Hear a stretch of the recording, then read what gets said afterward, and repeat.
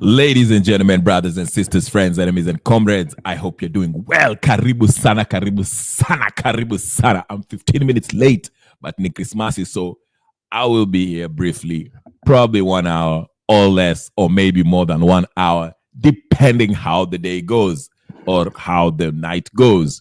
I know it's almost midnight in Kenya, so Merry Christmas again and Happy New Year, Happy Holidays, Happy Festivities, Happy kila kitu, okay? So, leo, topic ndio hiyo. Raila embarks on his plan B and Okiya Omtatah is exposed as a government operative. Ujamaa kumbe ujamaa kona maswali. Remember, we started, Morara was the first one to be exposed. Then we went to Casmuel. Casmuel was shameless and even joined ODM, and now he's not. I mean, he's officially on ODM. You know, God bless his heart, wherever he goes. But the third one is Okiya Omtatah. Now, Okiya Omtatah, Uchali, he messed up, okay? He messed up big time. But I will save him for the main meal.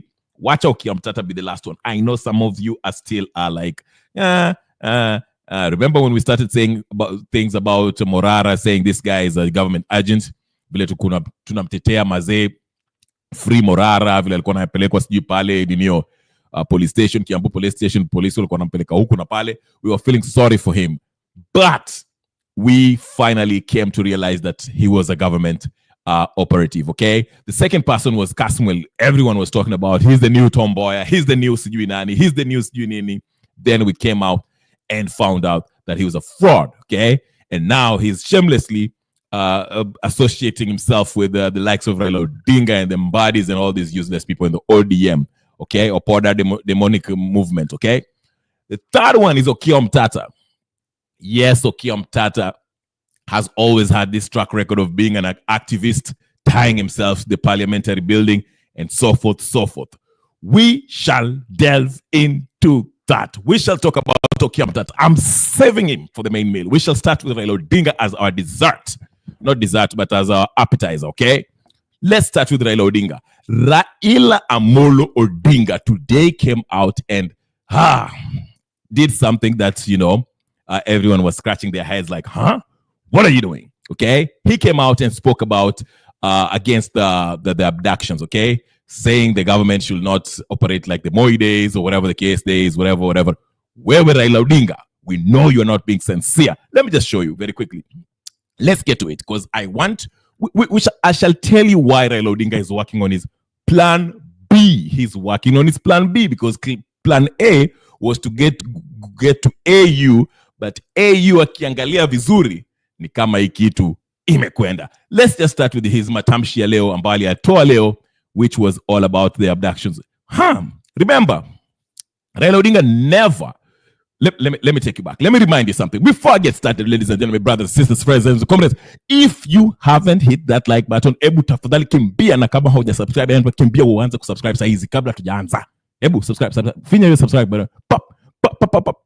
Sasa ushafinya subscribe. Twende. So twende. Comment, share, like, and if you're going to watch this on repeat, please do the same. Tuanze na Raila Odinga. Remember Raila Odinga vile aliingia broad-based government, we used to call it BBI handshake ya Uhuru Kenyatta. Once he got into that handshake, he never spoke again against police brutality. He never spoke against the corruption that the Kenyatta administration, Ruto government was involved in after 2017. Wakina Anne Waiguru walikuwa naiba pesa na Raila alikuwa hasemi kitu. Remember that, because alishapewa pesa yake na kaingia handshake na kaishia. So he was agreeing with everything that Ruto which Uhuru wanted, okay?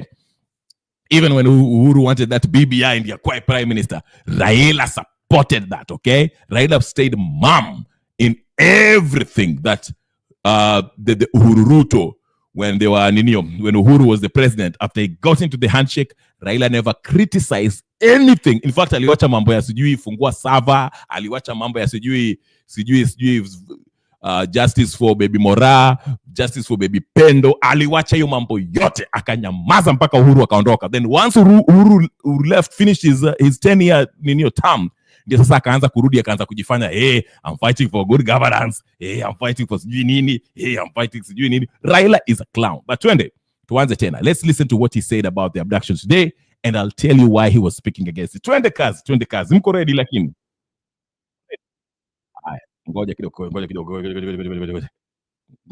Hold on. Tulia. Ndio hiyo. The issue of abductions of innocent people. This is a primitive thing. And it is something that is very strange. You cannot live in a country where people disappear or people are abducted for no other reason and kept incommunicado for a long time. That shows that there's no government. The government must take this matter seriously. And this thing must end completely. People have been abducted. Families have been left in pain. Many parents have been crying. Our child was abducted the other day, and by some people who were uniformed, and you've never seen this child up to now. These kind of things are very strange. So I want to urge the government to ensure that this matter ends completely this year. We want a safe and secure country. Gone were those days when they used to arrest you and take you to Nyayo House. But this then you're being taken to Nyayo House, which is a government institution. These days you're being taken to unknown places. We don't want this kind of primitive things to happen in our country. It's primitive and it's unacceptable completely. Okay, so you know what's funny about this? Raila Odinga is trying to convince us that what the government is doing is primitive and it's sijui nini. Hello, Brother Benson. I see you on the comment section. Ebu, mwende kwa Brother Benson na mkasubscribe mara moja. He has his channel which also talks about politics. So mwende kwa Brother Benson immediately. Na mwende mkasubscribe. That's my brother. I hope he's doing well. Happy Merry Christmas na kila kitu. Tafadhali. Mfanye hivyo. Thank you very much for joining. Sasa, here is what I want to talk about, okay? Now, Raila, since he's running for AUC this time, he has been promised the AUC seat. Alienda mkamwona hapo kwa debate. So, it behooves him to appear as a statesperson. He has to stand up and act like he has the moral authority, responsibility to scorn or to wag his finger at Ruto's administration, reminding them, telling them that his abduction is wrong because majority of Kenyans have been speaking about these abductions, against these abductions by this criminal organization called Ruto administration. Now, let me help you. The reason, like again I said, the reason why Raila is speaking about these abductions is because he's running for AUC. That is the only reason. He wants other candidates. Because, you know, it's a small world now.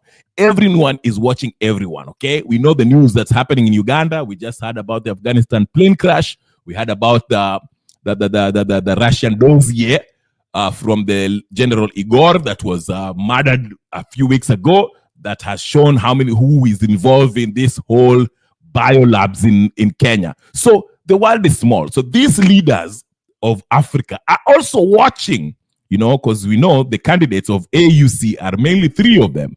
Raila Odinga, the guy from Mauritius, and the guy from hiyo country ingine inaitwaje, Joseph Mohamed, I forgot his name, the one who is probably leading the race, who seems more competent than the others.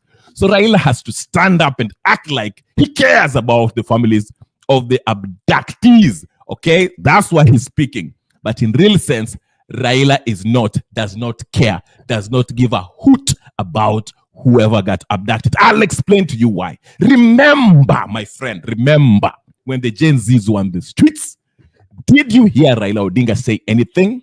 No. Same thing when he was after the handshake, like I told you when I started, the handshake with Uhuru Kenyatta.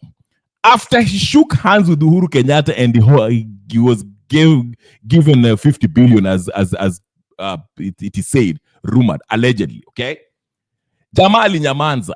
Hata ile story ya justice for baby Mora, baby Pendo, Msando iliisha. Aliwacha kuacha, hakusema kitu. Mambo ya kufungua server hasemi. Why is he not talking about the servers? If it's really about justice of the Kenyan people, why can't Raila Odinga come back and tell his supporters that we are going to open the servers ile alitupromise yeye na Martha Karua tuangalie, because it's about electoral justice. Ama namna gani? It's in electoral justice. If he's truly a statesman, an African lion as he calls himself, he shouldn't just say something because it's convenient. Oh, sasa tuache abductions because it has become a big issue.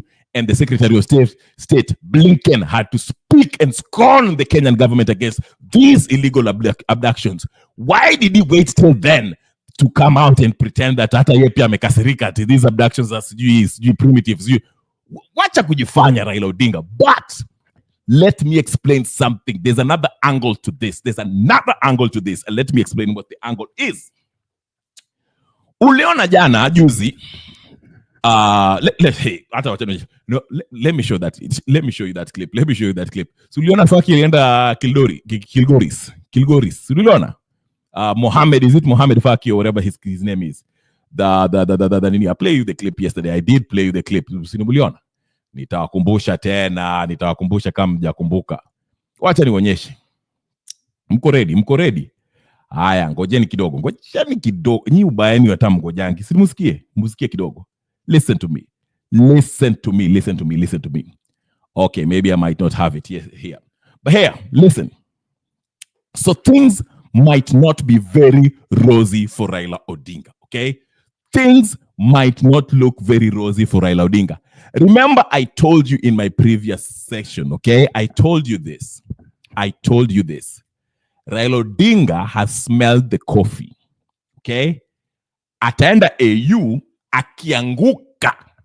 Akifanya nini? Akianguka.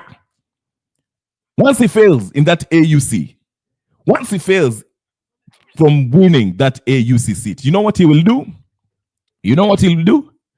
Atarudi Kenya. And what is the position of Raila Odinga in the past 20-something years in Kenya? He's the permanent member of the official opposition. That is his job. So, with him understanding, reading the writing on the wall, he has read the writing on the wall, and he knows that the possibility, because you know these people, let me tell you something. Let me explain something very quickly before I even finish my point. You know, on the high level of diplomatic world, the diplomatic insiders, okay, the heads of state, okay, hawa majama wote. Karibu sana Chief Degas. I'm glad to see you, okay? These heads of state, they know, wako na idea of who is going to vote for who. Let me just repeat it for you, for those of you who missed it at the back there. And I see, hii ni kanisa, naona hapo nyuma mlikuwa mnalala, wacha niweleze vizuri. In the diplomatic circles, okay, within the diplomatic circles, okay, you can hear murmurs, rumors, and you can tell when you're trying to lobby for a support, or for somebody to take a certain position, okay?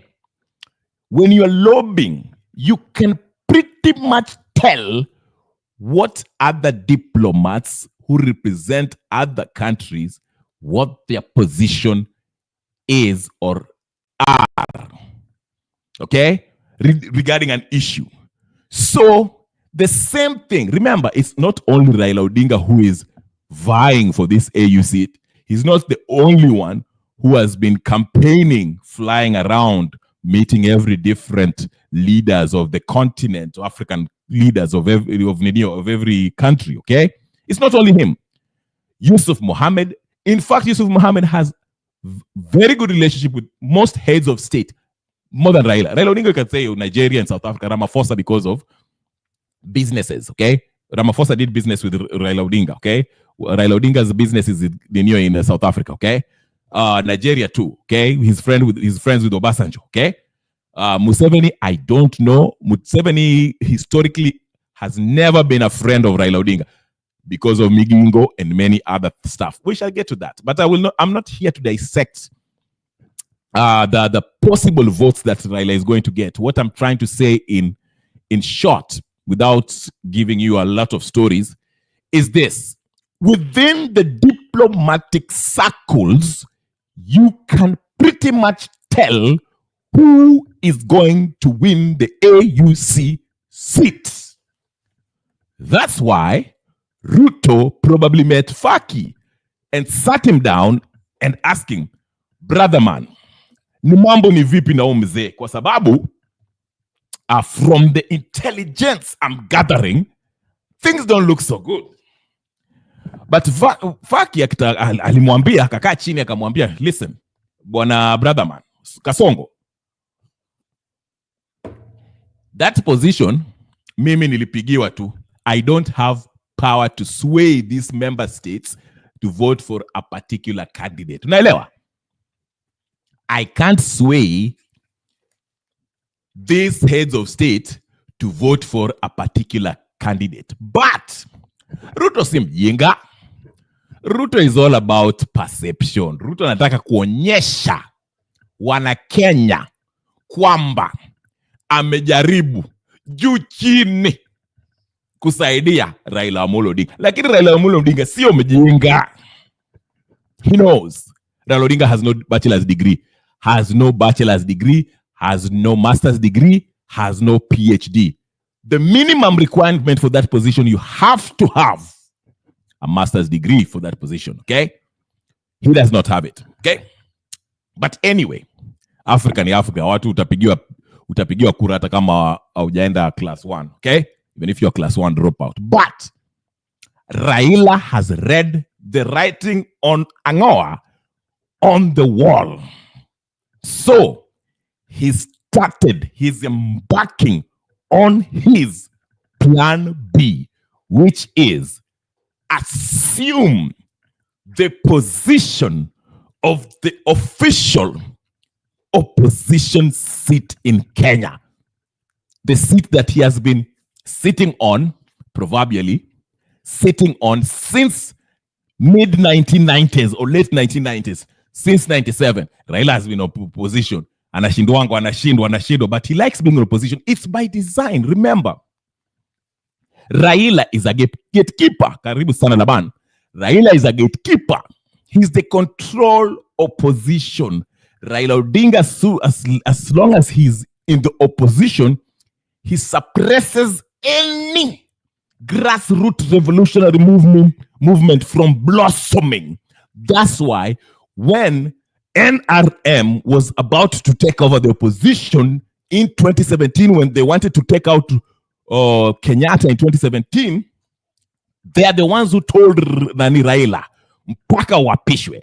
And Raila identified them and saw that these guys were going to overtake the opposition, and he conspired with Kenyatta to go for the head of NRM Kenya, who was Miguna, and get rid of him. Okay?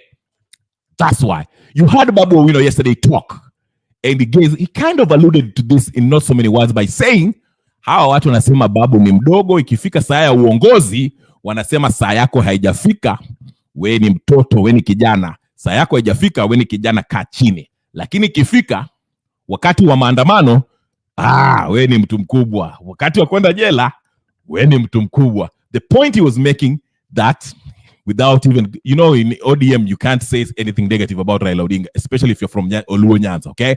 So he had to keep it diplomatic by saying, tumeheshimu Raila Odinga, lakini hii mambo ya kunitisha sijui ikifika mambo ya kuninio. He was making the very point I'm making, okay? Raila Odinga cannot let these young folks in ODM outshine him. Remember the book, whatever, 48 laws of power. Never outshine the master. They say that, okay? So Babu Owino does not want to outshine the master. Sifuna cannot outshine the master because they understand Raila Odinga. These old folks, this Raila Odinga, his work is to keep anybody that wants to come up and bring real revolutionary change to be stuck, suppressed. Kaa uko chini na hiyo mambo yako ya revolution. Weka tu hapo chini. Mimi, I'm the gatekeeper. Raila Amolo Odinga. He's maintaining that. That is his job, okay? So, Raila Odinga has read the room. Amesoma the writing on the wall. Na amejua nini? He's not going to make it the AU. That's why he's officially embarking on his what? On his plan B, which is what? Which is to the opposition. Kwa sababu alianza kuona Kalonzo anaanza kuchukua hii kitu. Kalonzo is making inroads, anakimbia huko ninio na Gachagua. Kalonzo anakimbia huko Machakos. Kalonzo anakimbia huko Luyaland, na anaambia watu, hey, we are the opposition. Sasa Raila anaangalia hivyo, anasema hiyo ni kiti ni yangu, mimi ndio opposition. Kwa sababu AU tumejua mambo ni baya. Karibu sana KPIC, mnangangana na Labani hapo. Labani mesiani. But karibuni. Make sure you like the video. Bas. So that is what is Raila Odinga is doing. Na niliwaambia vizuri. Raila akishindwa AU, and we'll find out in February. Akishindwa AU atarudi. Na atachukua ataanza kujifanya ati amekosana na Ruto so he can maintain his political clout. He wants to maintain that. Kwa sababu that's the only way he remains relevant in Kenyan politics. Ama namna gani? Check, watch the space. Now, Okiya Omtatah is on trial. Okiya Omtatah, whatever his name is on trial. The trial begins right now. Trial of Okiya Omtatah is right now. Okiya Omtatah. Tuanze na Okiya Omtatah. Hey, wacha hii sasa. Wacha nikunywe kahawa. Okiya Omtatah wewe, very slick guy. Let me start. Wacha nianze kitu. I want to ask anyone here. Does Okiya Omtatah, listen to me very carefully. Nataka msikie. Na sasa tunataka kutumia kichwa, ubongo. Tusitumie kifua, tutumie ubongo. Does Okiya Omtatah have a degree, college degree? Yes or no? Munijibu hapo kwa chat or anywhere you are watching this. Nijibu. Does Okiya Omtatah, Omtatah has any degree, university degree? Nijibu. Anybody who knows, if you have any information, niambie saizi. Hapa. Sasa ndio tuendelee. Does Okiya Omtatah, does he have a college degree? I'll help you. Does he? Okay. He doesn't. Aya, napata. Labani ananiambia maybe ya Uganda. Chief Negos ananiambia he doesn't. Okay, he doesn't. Okay, he doesn't. He does not. Sindio? We are there already.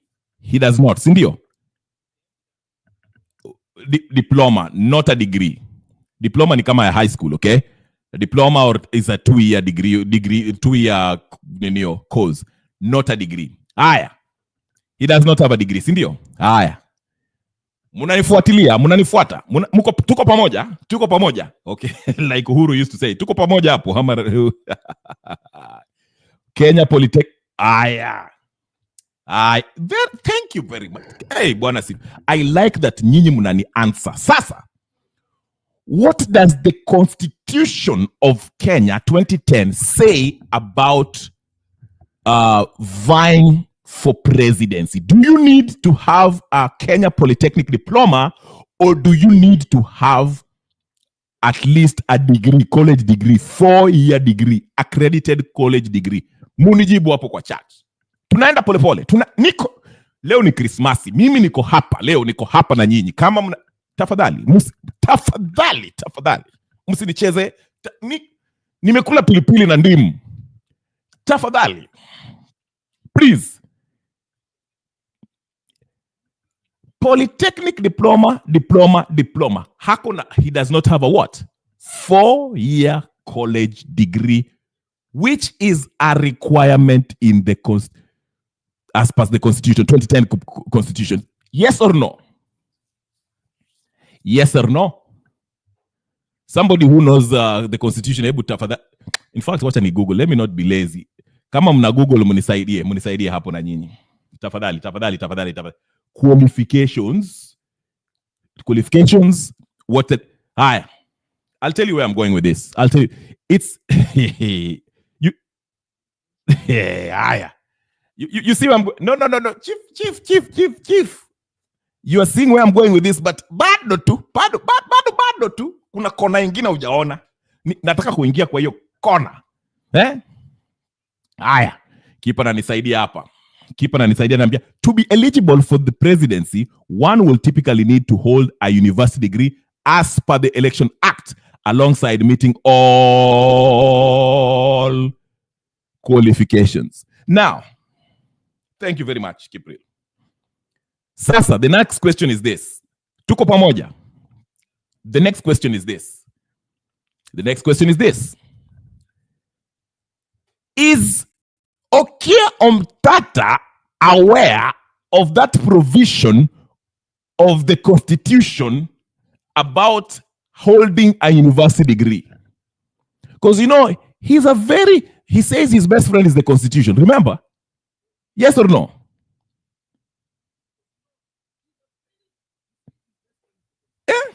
He's a very, very anajiita constitutionalist. Amependa mambo ya ukatiba. So, I would love to believe,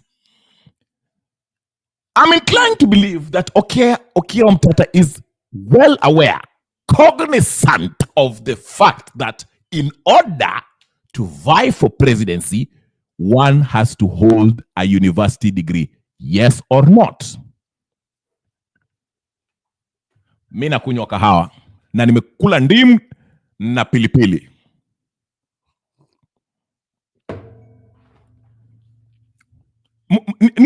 Niko hapo naingia kwa hiyo kona. Rosa ananiambia, go to Senate website to see his CV. He does not have a degree. However, he claims to have been admitted for BCom at UON, University of Nairobi. Then he dropped out. Maybe he can go back and finish that. Okay, fair enough. For your information, a honorary degree in writing, University of Iowa, USA is not a degree. Yes. Honorary degree doesn't mean that you went there for 4 years and you are qualified and you did all the courses. And honorary degree is just really kusema, okay, we recognize you for A, B, and C, so we're giving you a honorary degree. You're not really, you didn't put in the work, so to speak, okay? So yeah, good point. Thank you. So, again, tutembe pamoja. Haya. So this man who says that his best friend is the Kenyan 2010 Constitution does not hold a university degree. And I would like to believe, again, that he's well aware, based on that. Based on what? Based on that alone, he understands that he is not qualified to run for presidency in Kenya. Bado tuko pamoja? Ama tunazunguka hapa. Tunazunguka. Yeah? Tunazunguka. I say this. Okiya Omtatah, a man who has branded himself, self-proclaimed constitutionalist, who has told us time and over that the Constitution is his best friend. He surely has to be aware that in order to run for president, you have to have a 4-year degree from a university as the Constitution has laid out, which means he's not qualified to run for presidency. Now, if he's not qualified for presidency, to run for president, what business does he have announcing that he's running for 2027 as the president of the Republic of Kenya? What business does he have? Or let me rephrase that. Let me rephrase that. What is his intention? Given the fact that he came out in public, called a press conference to announce that he is running for presidency in 2027, knowing very well, being acutely aware of the fact that he does not qualify based on his academic qualification. I'm speaking to somebody. I'm speaking to somebody tonight. Oh, Shabala, Sab.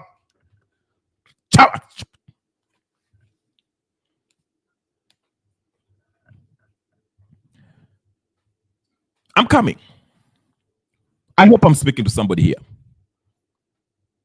For a man who consider the Constitution to be his best friend, we would assume that he is cognizant of the fact, or should I say acutely aware of that bit of the 2010 Kenyan Constitution that highlights that in order for you to run for president, you have to have a 4-year university degree.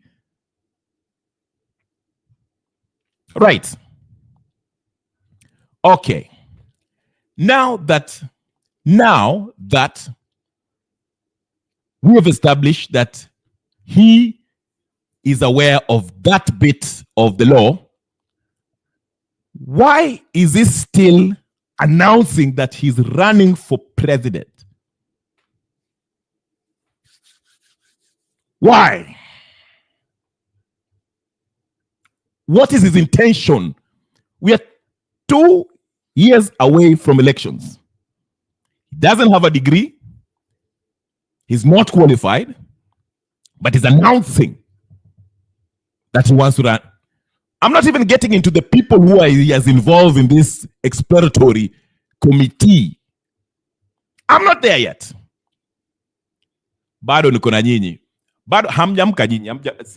Ebu like ini video. I'm sweating here. I'm not sweating for nothing. Ebu mu like hapo na mu subscribe. Kwa sababu I want to pump some sense into you today. Muone ile mchezo ya town inaingia hapa. Tuingie. Aya.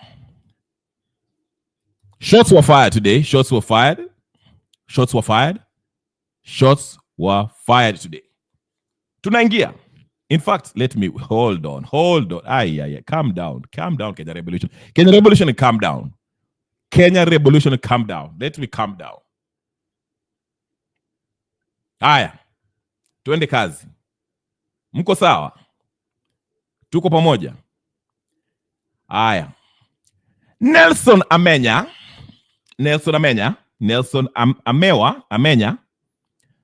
that young gentleman who exposed Adani, wrote something very interesting. Mko ready? Oh, shabala saba baba. Today, leo mtamka. I'm telling you, mtamka leo. Bwana sifiwe, mtamka. Aya. Amenya ndio huyu. Nelson Amenya, the whistleblower who told us about Adani. Tusome pamoja. Tusome Biblia pamoja. We shall start the book of Nelson Amenya, verse 2, mlango wa pili. Haya, let's go. Aliandika kwa Twitter. Nelson Amenya alisema hivi: If we are being honest and candid, See, sound candid, but candid. If we are being honest and candid, let Jimmy come out and explain all accusations against him. And azungumzia Jimmy Wanjigi. I've already told you about Jimmy Wanjigi. We are not touching on Jimmy Wanjigi today. We shall save him for Passover. Okay? If you're being honest and candid, let Jimmy come out and explain all accusations against him. Also, let Omtatah Okiya Okoiti come out and openly tell everyone that he has always been a gun for hire. In quotes, I know, in parentheses, sorry, I know them personally, that he did take cases to court even on behalf of some quarters in government. In my view, it's not an issue, but let him be open about it. Also, the team he chose for exploration of his presidential bid is weak as fill the blank. If you're serious about beating Ruto, let us be free to ask the tough questions. That's how we make it work. Also, strong institutions are built on contrasting opinions. If everybody agrees, it becomes hard to hold people accountable. Look at Parliament cows today. I hope this become a window to hold constructive dialogue rather than a show of who can abuse me the most and call me all sorts of names. Now that's one. Hiyo ni kitabu ya kwanza. Kuna kitabu ya pili ambayo I want to Okiya Omtatah, if you're here, ingia. Okiya, ingia hapa. I'm inviting you. This is an open ninio. Okiya Omtatah, ingia hapa. Tunyang'ane. Tumenyane kama wanaume. I'm not playing with anyone. Nobody gets a pass over here. You don't give passes.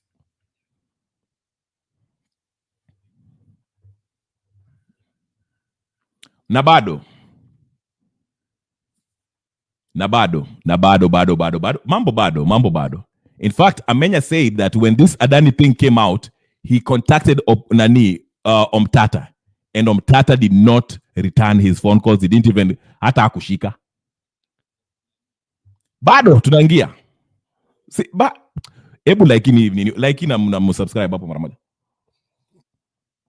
Bado sijamaliza na nini? Tunasoma Biblia. Biblia inasomwa. Now whosoever's name is not found in the book of life shall be condemned to eternal hell. Twende kazi. Hatujamaliza mambo. Unafikiri tumemaliza? Hadi bado wewe kaa chini. Kaa chini bado, kaa chini. Hata tujaenda mahali. Haya. Si tuko Omenya. Omenya ndio huyu. Omenya. Mtu alifunga hiyo Omenya. Somebody let me search it. Crap. Dang it. Ngoja. Hold on. Let me find it. He wrote something very, very, very, very interesting. Twende. There was Ninio that Nani. Can you see the screen? Hebu niwapeleke kwa screen. Okay. Haya. Pay attention. Mkae mstari wa mbele. Haya, ndio hii saa nyingine. Tuingie kwa miguu na hapa kidogo. There's a message that Nelson Amenya wrote earlier and he said this. Mkae mstari wa mbele.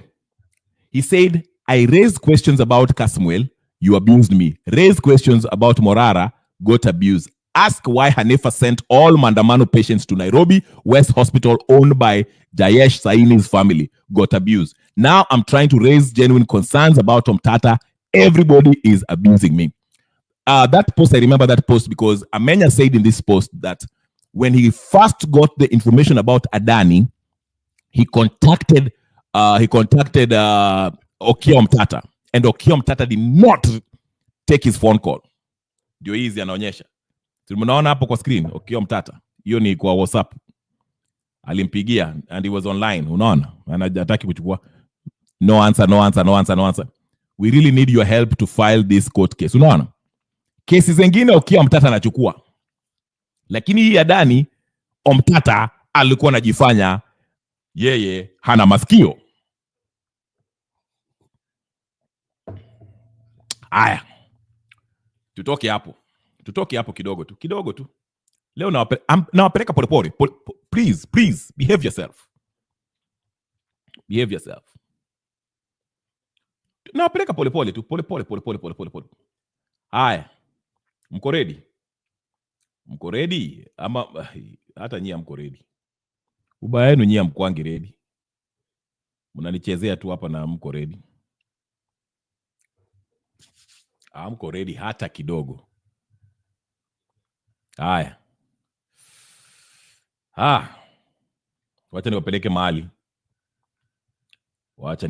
mahali. Haya. Tuende kwa Miguna. Mko ready? Wacha niwasomelie Biblia. Biblia ya siasa. Hii inaandikwa The Book of Miguna, verse 4, chapter 3. Twende kazi. Mko ready? Nitawasomea polepole na tulele. Yes, free Kibet, the bull. Twende. Nawasomea hapa. Okiya Omtatah, tafadhali ingia ujitetee. Mimi nawapeleka tu polepole. Msikuwe na wasiwasi. So Miguna was crap. All right, my computer is acting up. Lakini tuko sawa nani? Tuko fiti. Tuko fiti. All right. Ni computer ndio inacheza hapa. Ngoja kidogo. Why is this playing with me? All right, wacha niwasomee kitabu ya Miguna. Are you guys ready? Haya, twende kazi. We shall start. So he replied to Amenya. He says, I'm not abusing you. Omtatah must be interrogated and exposed. Omtatah must be interrogated and exposed. Why has he opposed the dissolution of parliament? Why does he oppose the 1/3 gender rule? He also opposes #Ruto must go now and is busy distracting Kenyans to 2027. Let's pause there. He's busy distracting Kenyans to 2027. The reason why this is a solid point, why I'm saying Okiya is distracting people, as I've mentioned, Okiya Omtatah hana degree ya miaka 4 ya university, which is a requirement to run for presidency. He's acutely aware of that fact. Why is he still running for president, knowing that he's not qualified?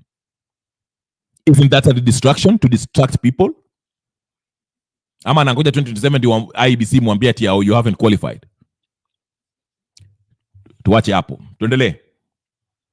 Some of the questions Omtatah must answer include, twende kazi. Why did he support Daniel Arap Moi's tyranny for 24 years when his age mates were being brutalized, detained, exiled, and murdered? 2. Why did he support tyrant Uhuru Kenyatta for 10 years as he brutalized, detained, disappeared, and murdered Kenyans and plundered the economy? Why did he cohabit with Jubilee-nominated senator during despot Uhuru Kenyatta's 10-year tyranny? Why hasn't he used his podium at the Senate to resist Ruto's tyranny? Why didn't he use his parliamentary privileges and lead protest against the Adani scandal? Why hasn't he sued the state for abducting, torturing, and murdering Kenyans instead of focusing on money matters? Why has he lied that his teeth were extracted by state agents when we know it was Kidero Evans who did it? Why is his political philosophy and ideology, what is his political philosophy and ideology? Okay, in parentheses, wearing the rosary around his neck isn't an ideology. Why is he distracting Kenyans to his 2027 campaign when Kenyans want to remove Ruto now? What bills has he tabled at the Senate? Why didn't he publicly oppose the conflict of interest bill when it was tabled at the Senate before it passed and Kenyans resisted it? Why didn't he conveniently attend a small claims court in Busia instead of appearing at the Senate when the conflicts of interest bill was passed? Why has he not used his privileges at the Senate to champion for the rights of all Kenyans Ruto murdered on and after June 25th, 2024? Omtatah must be honest and publish the names of everyone who has been supporting and funding his public interest cases, or we will do so. Nobody gets a free pass. That's how Kenya has been messed up for 63 years.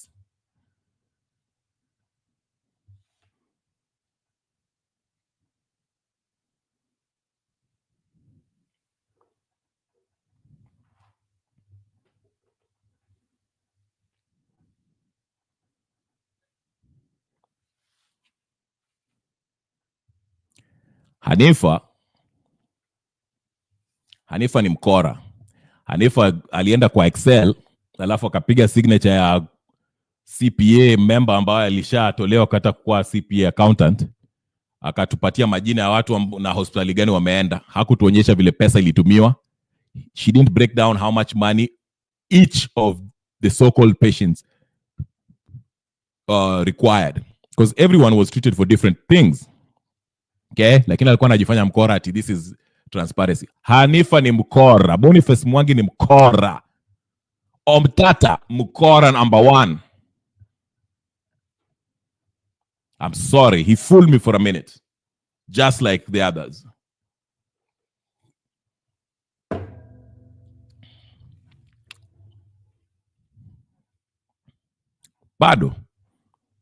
Mambo bado. Kipindi ni chalala salama. Mkae mstari wa mbele.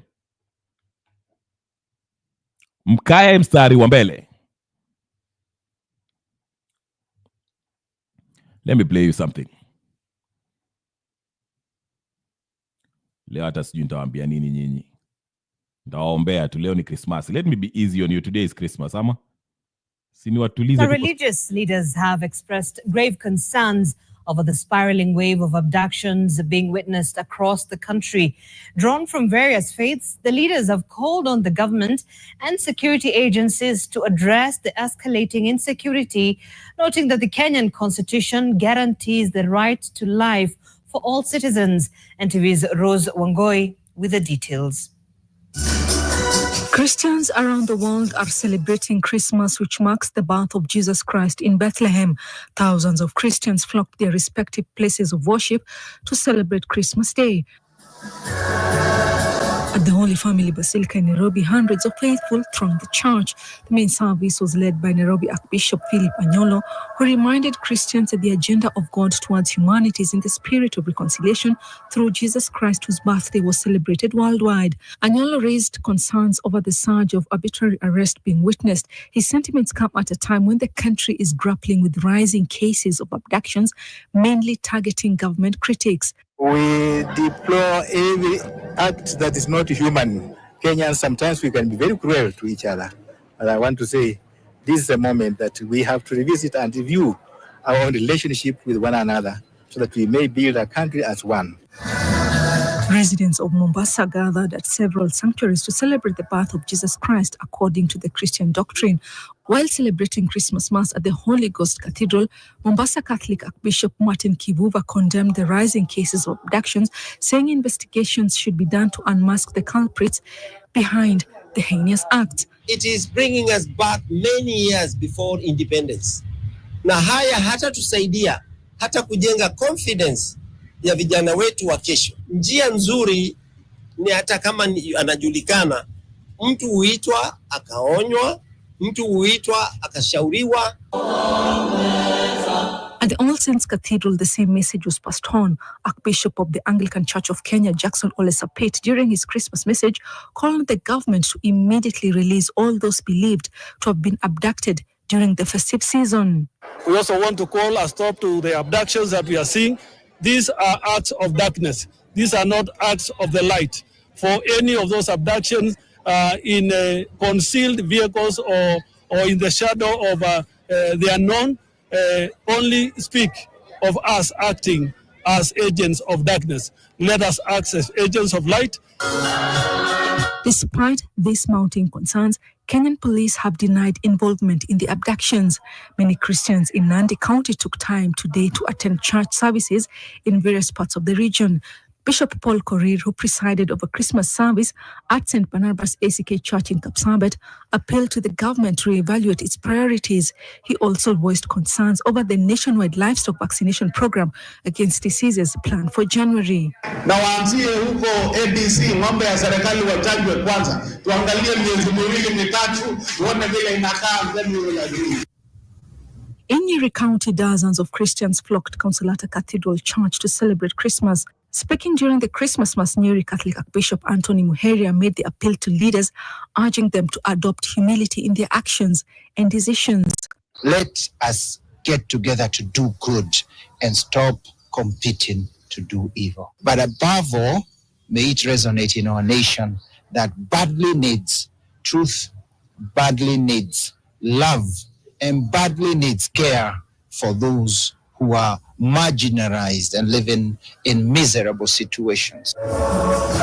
Meanwhile, Speaker of the National Assembly of Kenya, Moses Wetangula, has called on religious leaders to ensure their criticism of government actions is grounded on facts to foster constructive dialogue and avoid unnecessary tension. Ya kwamba tusilumbane, because what the church does and what the government does is all geared towards improving the lives of the people of this country. So we have no competition between the secular leadership and the church leadership, because we all are concerned about making sure watu wanaishi maisha mzuri. Wetangula, who spoke during a church service at St. Kizito Catholic Church in Kabuchai constituency, Bungoma County, emphasized the importance of mutual respect between the government and the church, advocating for corrections to be delivered with decorum and love. Rosongoi, NTV. Wetangula should be taken to committee.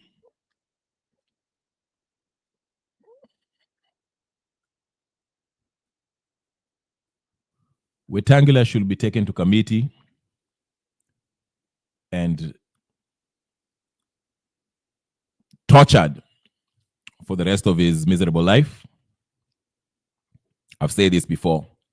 But ladies and gentlemen, my main message today was to expose or raise questions. Number one, I wanted to show you how Raila Odinga is making his way back in a subtle way, making his way back to reclaim his position as the official opposition, a position that he has always had for more than 20 years. The number one gatekeeper who will not allow any grassroots revolutionary movement to take over him. Remember, the Gen Zs, when they were out there, they did something that only Raila Odinga was known for, which is Mandamano. People always thought that the only successful Mandamano can only take place if Raila Odinga calls it. But the Gen Zs showed him that, you know what? We can also do the same. In fact, we don't need you. He had to come back and use his goons, not only to infiltrate the Gen Zs, but to intimidate and join forces with the murderous dictator Ruto to throttle their Gen Z movement.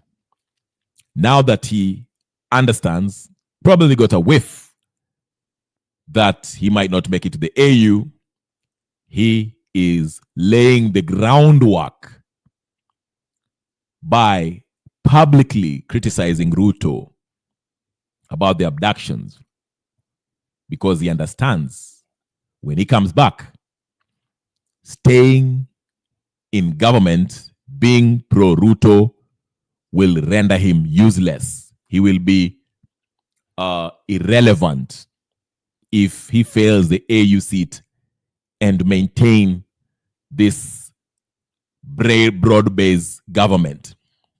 He has to come back and pretend, okay, and take an antagonistic position against this government. It's part of mchezo wa town. We know that. They'll pretend that they don't get along. That way, they cover all the bases. We have the Ruto, who represents everything that's wrong with Kenya. Then you have Raila Odinga, who will pretend to be the reformist, the revolutionary, who is advocating for what Kenya aspires to become. But of course, majority of Kenyans can see this. Tumekuonea 18 Raila Odinga. Whether you come back and pretend that you are against Ruto, we shall not buy your rubbish.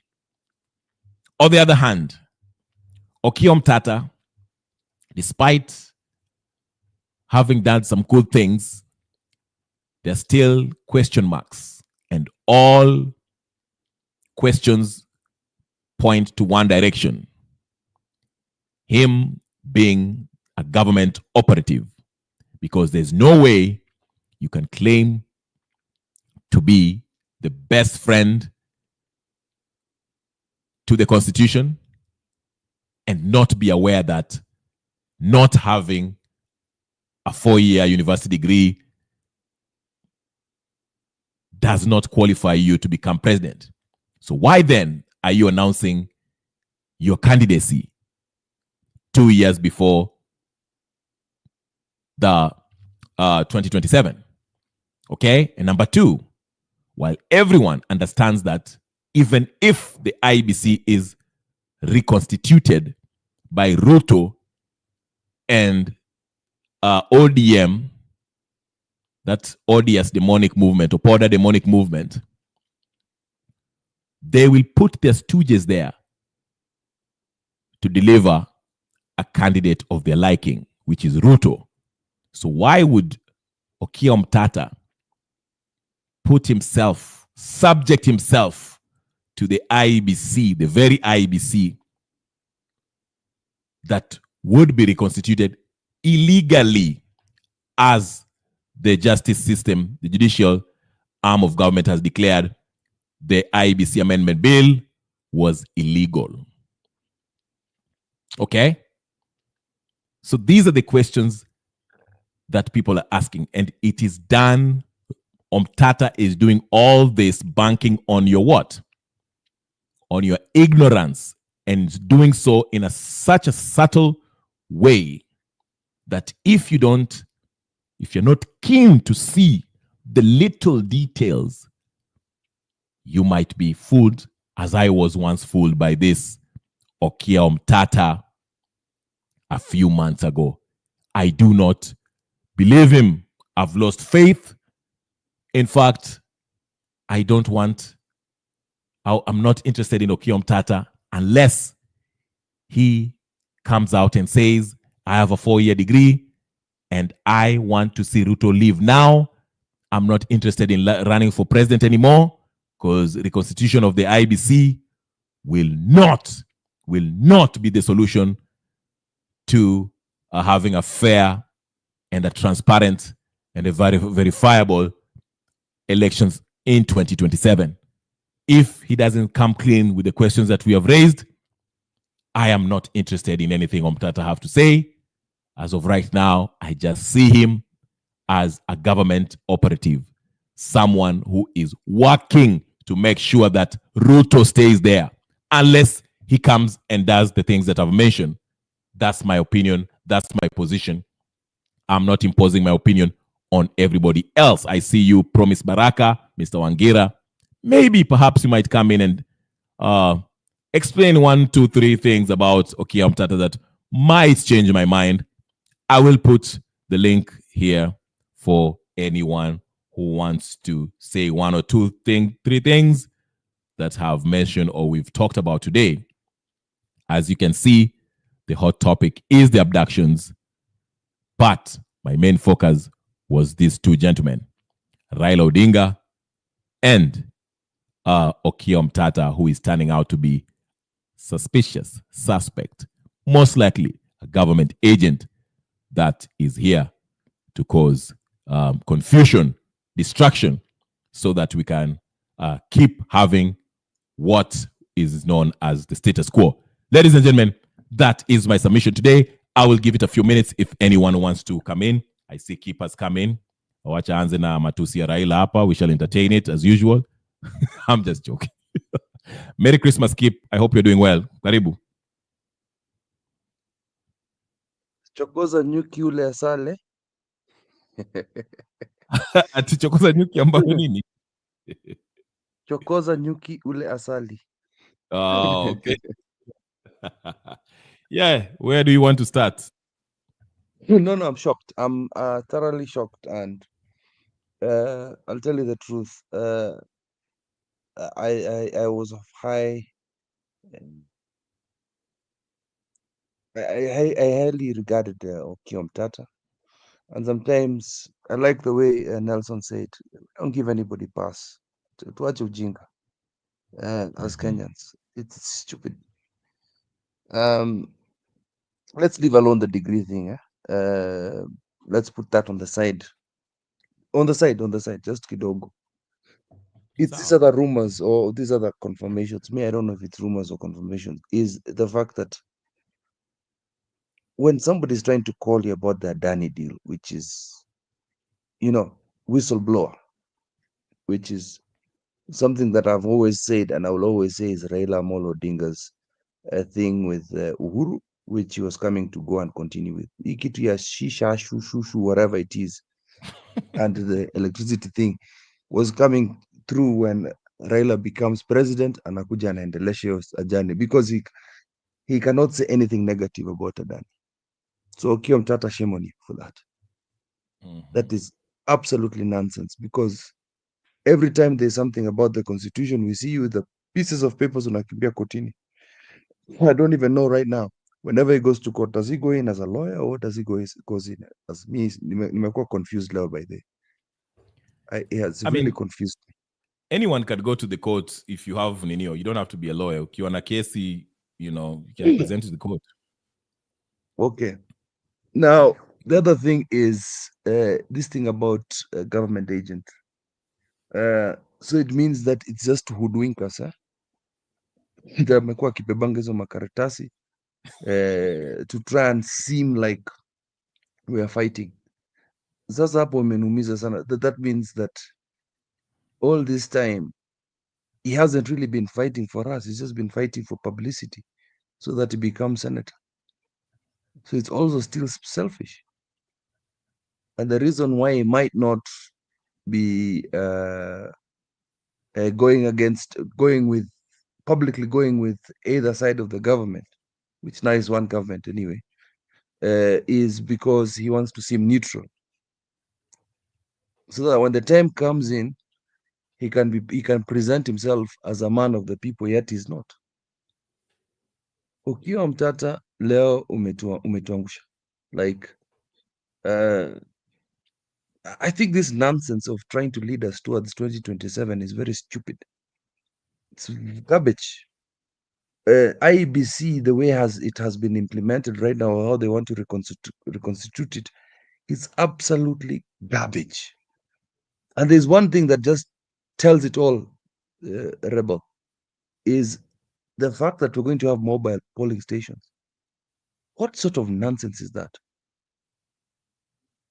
Mobile stations for what? Njoaibe vizuri. Will not be able to stream live the results. We will not. The announcement is final with the IEBC. Now there are rumors, and nowadays, by the Rebel, nowadays rumors really scare me because they become true. The other rumor is Sholei to be Chief Justice. Wow. Another rumor is that's Ruto, the female version of Ruto.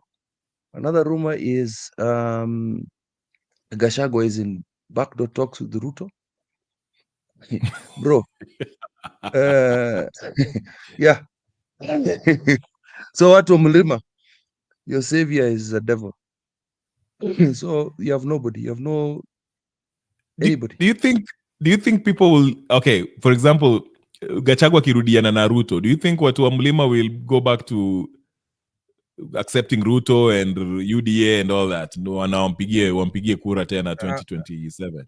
hata inaweza kuwa rules whereby ataenda ku run for president, and then when he runs for president, vote zenu zitamwagwa kwa Ruto because he knows he'll not pass.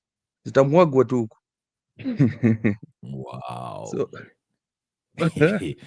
na ulisikia ile law ya ninio ya what was that ya ninio ya cafe. I mean, it hasn't passed yet, they are working on it. Ile kutakuwa na CCTV on every cafe, internet cafe, whatever, and basically they have to know also every website that you visit when you're in that internet cafe. There's like, I mean, did you hear that law? I but it's in the process. They can do that because most of us do our things on our phones in Kenya. So they can have those videos there because they are still like, there's no difference between passing that law and what they're doing right now. So like, for example, how do they know who Kibet is?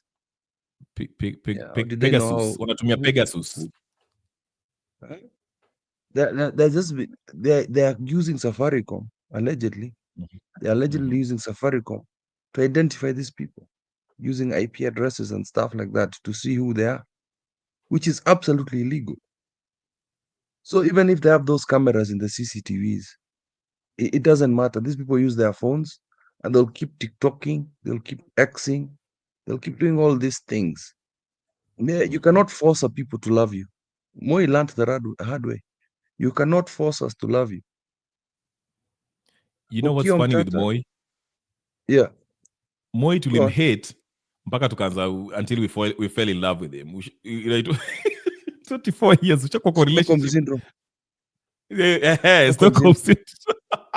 Sasa kitoka tunaanza kummiss, but anyway, sorry, finish your endelea na nini. No, we didn't. No, it's just we've got I was in Jeru's Jeru Maura. Please subscribe to him. Subscribe to Jeru Maura, subscribe to brother Benson. Those are our brothers on the other side. Tunataka kuwa pamoja.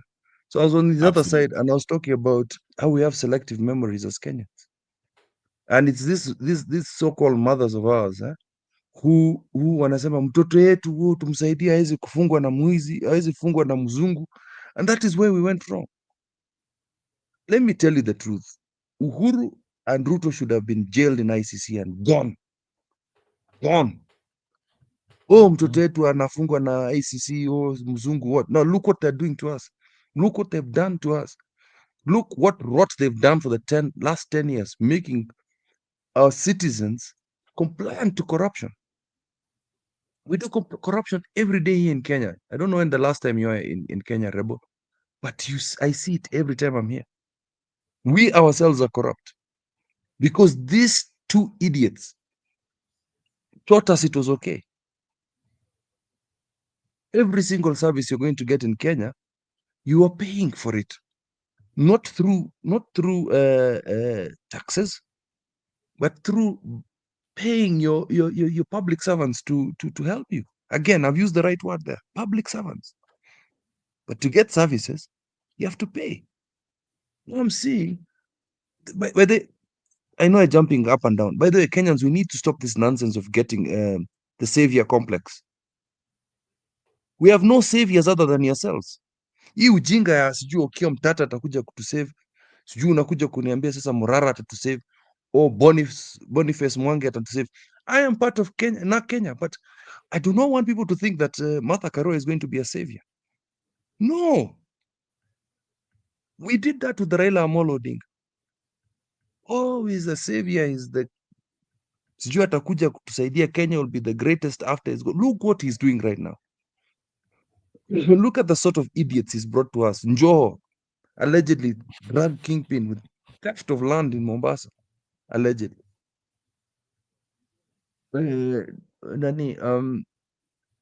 This other person, Oparanya. Apparently, he's just been hiring relatives all over the center.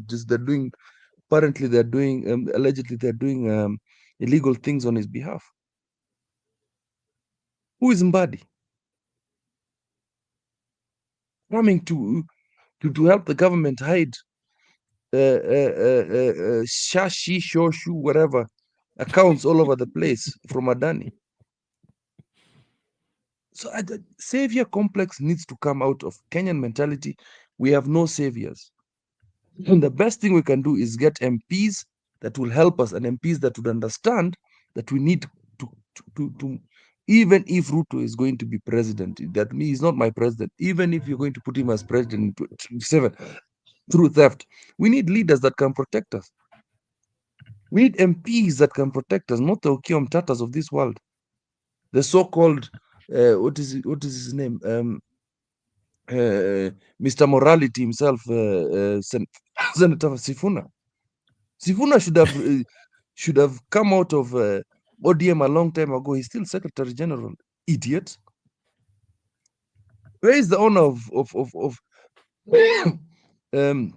where people have lost their honor of actually resigning and coming back independently of forming your own parties? Nobody has the kahunas anymore to do things like that. Come back as an independent. Yeah. Or speak against your party like Ukwena Kahunas kama Babu Owino, although he should not even be an MP right now. Babu Owino broke the law. And we know what the constitution says. He should not. I know he's talking good stuff right now, but he does not qualify, just like Ruto. So I do give him a chance. No chances. Every time we give people chances, this is what we end up with. Idiots. Driving big vehicles in Kenya while people are starving in Kenya. And our population is growing. Stop thinking we're 50 million. We're about 65 and growing every day. I've just seen today, nimeona watu wengi sana hapa village. Just walking aimlessly. My friend, time to wake up. And I like these people exposing shit. I like it. This is what we need. We need more stuff like that. Haya, tuenda kwa rafiki yetu huyu mjinga conman Raila Amolo Odinga. Yeah, you're right. I'm seeing it. I'm seeing that. He's beginning to panic. You can tell by his voice. Who the hell do you think you are, Raila Amolo Odinga? If you believe in that because you're in government right now, stop lying to us. You're in bloody government right now. Tell your goons to resign. Yes, tuoneshe. Tell Njoho to resign. Tell Opiyo Omtatah to resign. Tell Mbadi to do. Waambie watu wa resign in protest. No, tunakula huko pamoja. Yeah, let's go continue eating. Ever since you are with Moi huko mkikulanga pesa ya wananchi. Raila, we see you. In fact, I was asking this question. Remember the abduction haikuanza hata jana ama juzi. Sina hata vile Gen Z walianza going to the streets. Sin Ruto alikuwa na abduct watu. Why did he not speak then? Ati saizi ndio anajifanya ati the government. No. We're not going to fall for your games, Raila Odinga. Ninja, please. Yeah. We're not really thinking about that. Like every time, that is the worst thing is you take us to the streets and say we are being killed. Why take us back again every time? Why take us again and again? Then you go talk. You take us to the streets, we go killed. You talk. Kumbe kuongea ni kwenda kupatiwa 50 billion. Weka kwa mfuko yako. Sasa umeshiba na watu wamekufa huko. Kwenda huko. Mimi naulizanga. Wacha niulize hii swali kabla nilete Nyagaka. Mimi uliza watu wa ODM who still believe in him. What happened to opening the server? What happened to that? What happened to that? Exactly. What happened to that? Because we were told server itafunguliwa tujue ukweli. And what else? Gharama ya maisha itaenda chini, anazungumza na those were in fact, gharama ya maisha, cost of living was the number one biggest thing. Tulikuwa na vaa sufuria kama wajinga. Tuliweka sufuria kwa kichwa. Alafu akasema that is the only thing we can negotiate with you guys. That is the most important. That is what is going to unite everybody in the maandamano. Tukienda na masufuria huko. Watu wa UDA, watu wa ODM tulienda huko tukisema Ruto must go, na tulikuwa na Raila tukisema tu jeshi ya baba. Tulikuwa tunaenda tu kama wajinga tu. Tunaenda hivi, tunamwagiwa tear gas, anasema commercial break, rudini Wednesday. Anakuja anasema Tuesday. Kumbe Kumbe mjamaa alikuwa tu negotiate vitu zake, anataka tu vitu zake hapo. And it happens every time. And I'm beginning to see this guy anamwaga damu zetu ndio apate vitu. Trinkets. And I will tell you another thing. You know who is the current president of Congo? What is his name? She's something. TS Raila, whatever his name is. know. Raila vile anafanyiwanga, alifanyia huo mjamaa hivyo. Whatever happened to Raila did it to him. And the reason for that is because Raila is king of minerals. That is the king of minerals in Africa. Yeah? If you want to do any deals in Kenya, in Africa about minerals, enda ongea na Raila. Unafikiri he's a billionaire because of this nonsense of Vitungi? Wewe.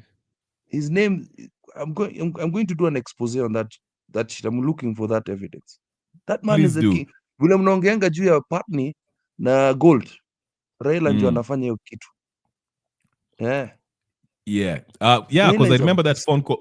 I remember that phone call by Wetangula when William Morabo alikuwa he was tripping over Daily and wrong, and he was implicating Raila and Uhuru at the time, all that stuff. They were involved in this nonsense. But anyway, let me bring Nani very quickly. Yes, thank you very much, Nani. Anaitwa Kedi, whatever her name is, the president of Congo. Nyagaka, karibu sana, siku mingi. Happy New Year. Peni atuongea ujinga hapo bana. Hakuna ujinga hapa sasa. Siku hizi tulidanganywa, hata sisi tulidanganywa tukafuata huyu. Tukadanganywa tukafuata huyu mtu anaitwa Ruto. Kumbe ni mwizi na mkorofi. Yani of our highest proposition. So musikie mbaya sana. Raila tulijua. Some of us knew that Raila was a conman. But Ruto tulijua alikuwa anatupiga sana in early 90s. Lakini we thought that he had changed. And we thought that he knew what he was saying, bottom-up economics. Now you akujua, he doesn't understand. You cannot practice bottom-up economics na unaiba. You expanded the tax base and use the money to improve the economy of the people. But he's using the taxes to steal and put the money in his pocket. So, tutafanya namna gani, alafu we have a better leader the next time.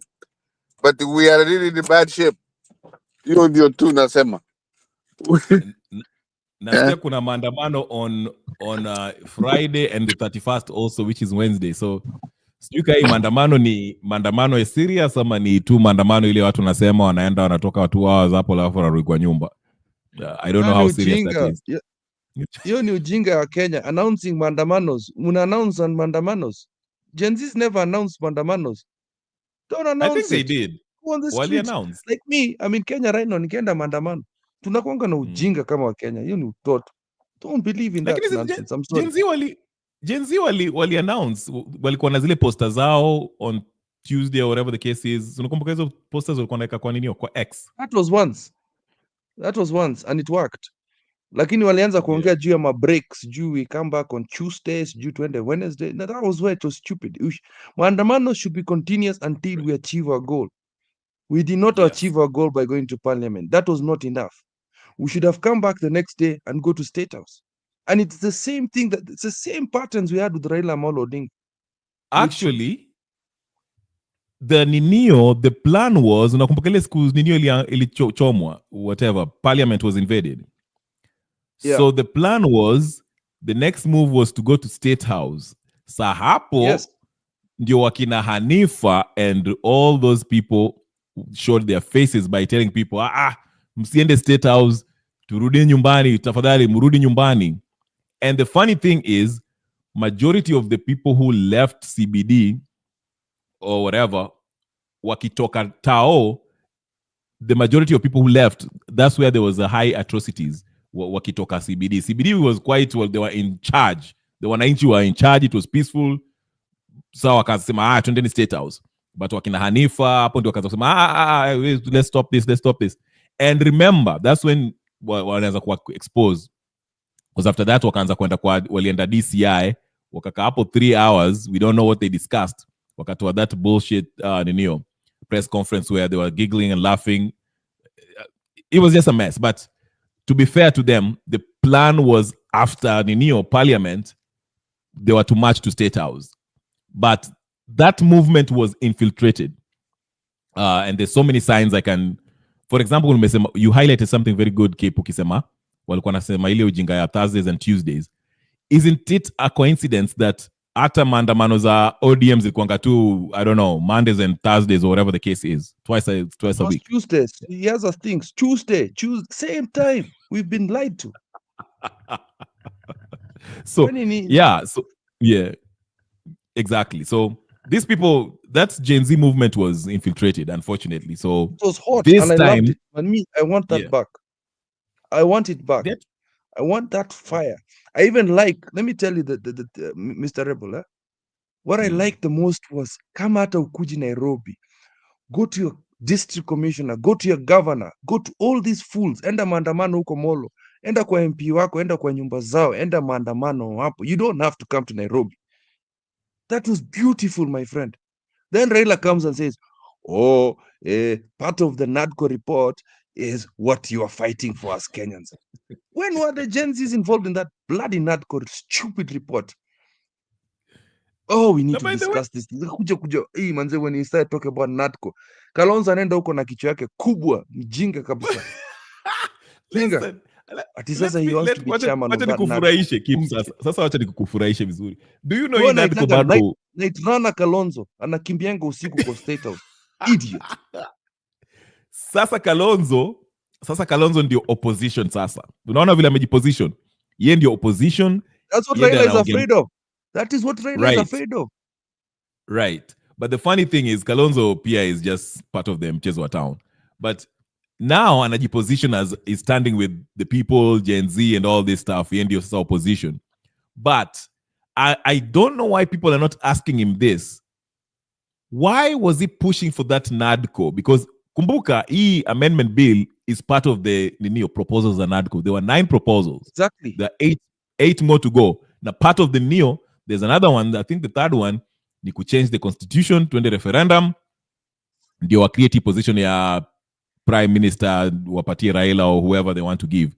And I suspect in 2025, after ujamaa akishashindwa huko ninio, akishashindwa huko AU, that's what they'll be pushing for. So stay tuned, ladies and gentlemen, brothers and sisters, friends and comrades. Yes. Keep endelea ama kunyagaka. That idiot Raila bana anakuja kutuonesha vituko bana. Like honestly speaking, amezoea kitu ya prime minister of Kenya. Anataka kurudi hiyo kitu so that he can come and lie with us, so that you see, Kenyans, let me tell you, these experts that are coming in here, it's not by accident. Ruto ni mjinga sana ajui kuiba. I'm not condoning thuggery. What I'm trying to explain to you, during Kibaki's time, waliiba. During Moi's time, waliiba. But they used to steal 20% of the government, and then wanaachia wananchi the other 80% so that it can run. I think even coming to 50. And that is what they did. And these are the experts from Moi's regime coming down to Uhuru. Now, Ruto came and just removed everybody to try and reward his friends and families who did not know how to balance the books. But the Kenya has 2 ledgers. There's the ledger for stealing, and then there's a ledger for the actual ledger. Sasa ile ya kuiba wanaangalianga, tukifanya hivi economy itaenda mbaya. Tunaweza bado kuiba hapa kidogo, lakini at least the Kenyans will not have a pinch. But this idiot anakuja anachukua kila kitu. So that is why Raila Amolo Odinga, Uhuru are coming to saidia this fool to balance the books, the correct one and the wrong one. So Badi anakuja hapa, anakuja kujifanya is coming to balance what. He's not an expert in thuggery, but he doesn't know what he's doing. So that is what Raila Amolo Odinga is coming to do next year. Watch this space. Sometimes, Rebel, people think when you hear a rumor or unaona fununu, it's a joke in Kenya. It's going to happen. It's happening. Yeah? Rebel used to come and tell us, hii kitu itaibiwa. Nyinyi mnajifanya hapa sijui mko na deep state, itaibiwa. We refuse to listen. Now look. Nowadays I don't jifanya hapa sijui sikizi vitu. A conspiracy theory is a conspiracy theory until it becomes a theory. Yeah. Yeah. Actually, it was Mutaona. a term coined by CIA to Ninio, to counter what people were saying, what they knew was happening in secret. So when people were exposing that, CIA kakuja na hii term inaitwa conspiracy theory. So squeezy, and they're still using it effectively to this day. Vile tumesema hizi vitu na rumors, conspiracy theory, they come up to be true. Kama vile hiyo meeting ya Ishaweri na Mio. Nyagaka, 2027 unaonaje? Ruto narudi? Abana, if we can get rid of these 4 people, I think we can have a better future for Kenya. Because Babu Kalonzo, he talks like a fool. He's really stupid and weak. Now Ruto is a thief.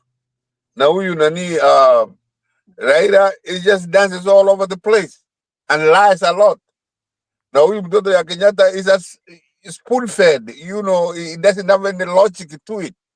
So as soon as we can get rid of these 4 people in our country, I think we would be better off. Anybody can do the job better than you. Keep, Kenya Revolutionary, anybody. Leadership of vile nani alituonyesha Kibaki is not stealing from the top. It's saying that no stealing, na anapatia watu kazi na anawaaja wanafanya. That's it. Lakini huyu for example, now who is ruling Kenya ni mwizi. He's a thief. And all these other people akwenda huku kwa mountain alafu anaambia Kenyatta anampatia watu wa Kikuyu ine. It's as useless as they come. Kufanya nini? What I think. All of them are failed governors. All of them are failed governors. Yes. Niliona ndugu yako anarudi yako Kenya na ninio na mama mboga nani anaitwaje? Matiangi. Matiangi. Ati ako wapi? That is another way Ruto is messing with him. Nani? Matiangi. Ako kwa koti anafanya nini kwa koti? Koti ya nini? Wanamshikia nini? Use some corruption case and look at it online and show you right now. Yeah, he has a Kisii, a one in Kisii. He has some corruption cases. Mili mwona sida alihaya ile ni endelea. He's affordable. Okay, I'm not pro him again, like the way you usually say it. I'm not pro Matiang, yeah, but he's affordable force. He's a threat. Yeah, there's a lot of people who are talking about Matiang to be Nini. I'm beginning to talk like you. Nini, that there's people are saying he's a threat. He's a threat to Ruto because of DAP Kenya, because he's part of DAP by the DAP near Ruto, near Uhuru by the, if you guys did not know. DAP is Uhuru's.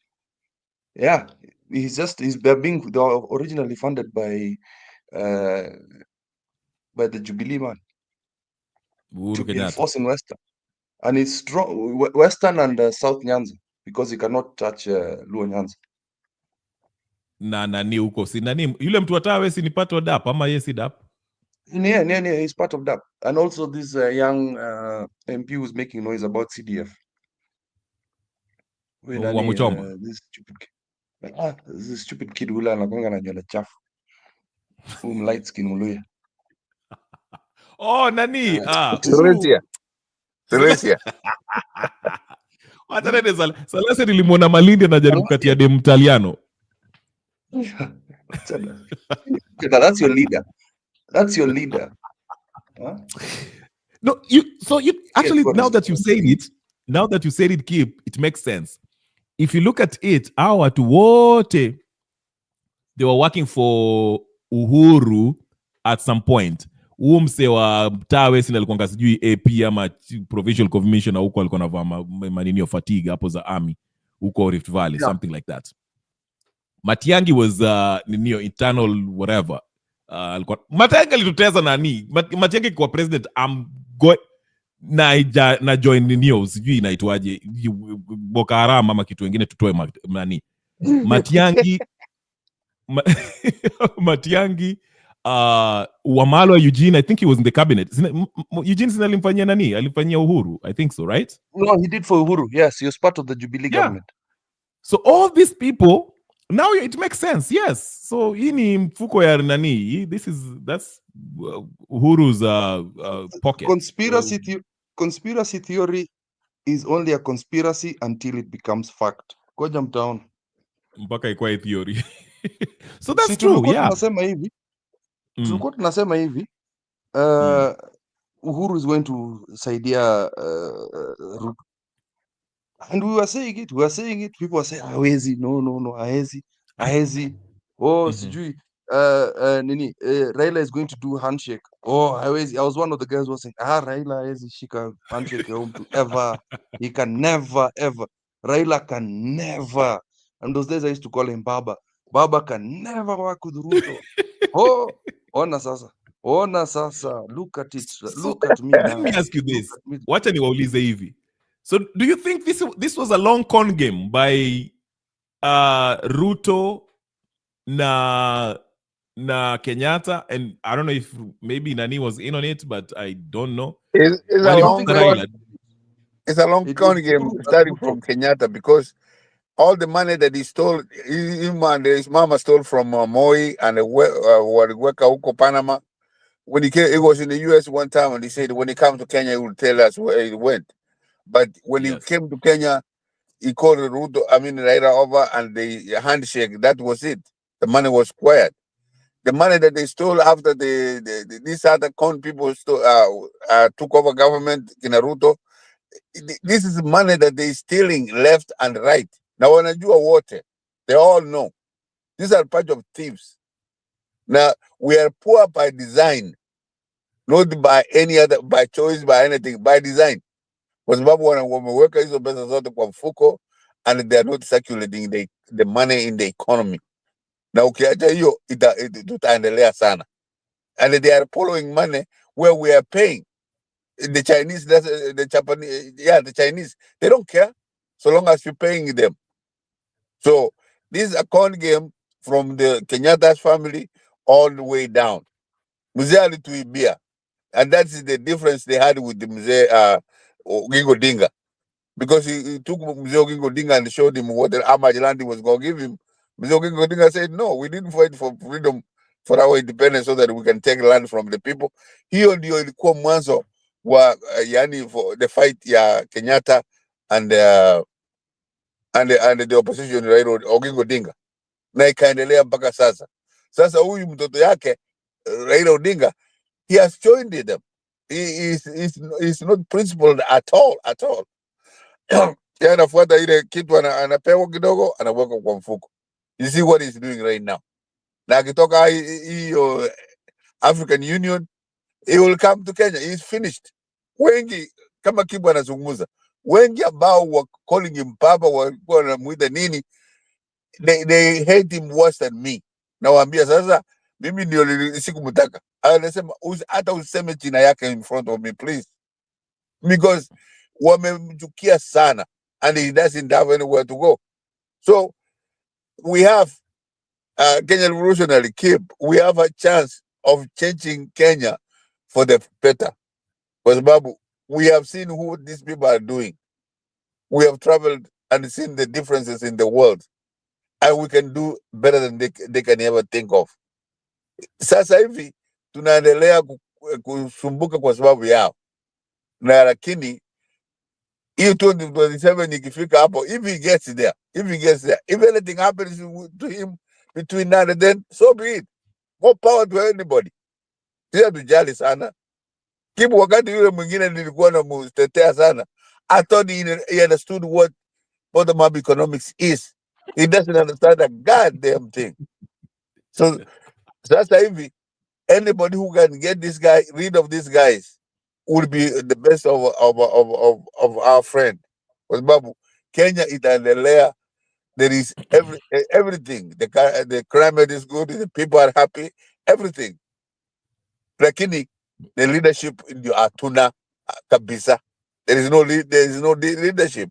Hata ukienda kwa barabara Kibu, kama wako nyumbani, if you use public roads, police wanachukua pesa ukiangalia on the roads, you know. Kenya Revolutionary, I was home last year. Alafu mimi nauliza, I ended up in Uda, Nyanza, whatever. Wanasema mzuri sana juu ya nani ya Raymond Omoro. Mimi nasema, how can you praise this guy and he's in charge of a department that is a total failure? Inachukua pesa ya watu. And they blocked me. Nikasema hiyo ni mzuri sana because I will not be party to this nonsense. So let us really think about the future and what we can do for us. Na endelea. No, nilikuwa nataka kusema tu kwa nini wanakasirikia Gachagua, because I had the speech by Gachagua akisema hii mambo ya pombe wanaipeleka central province na inaharibia vijana maisha.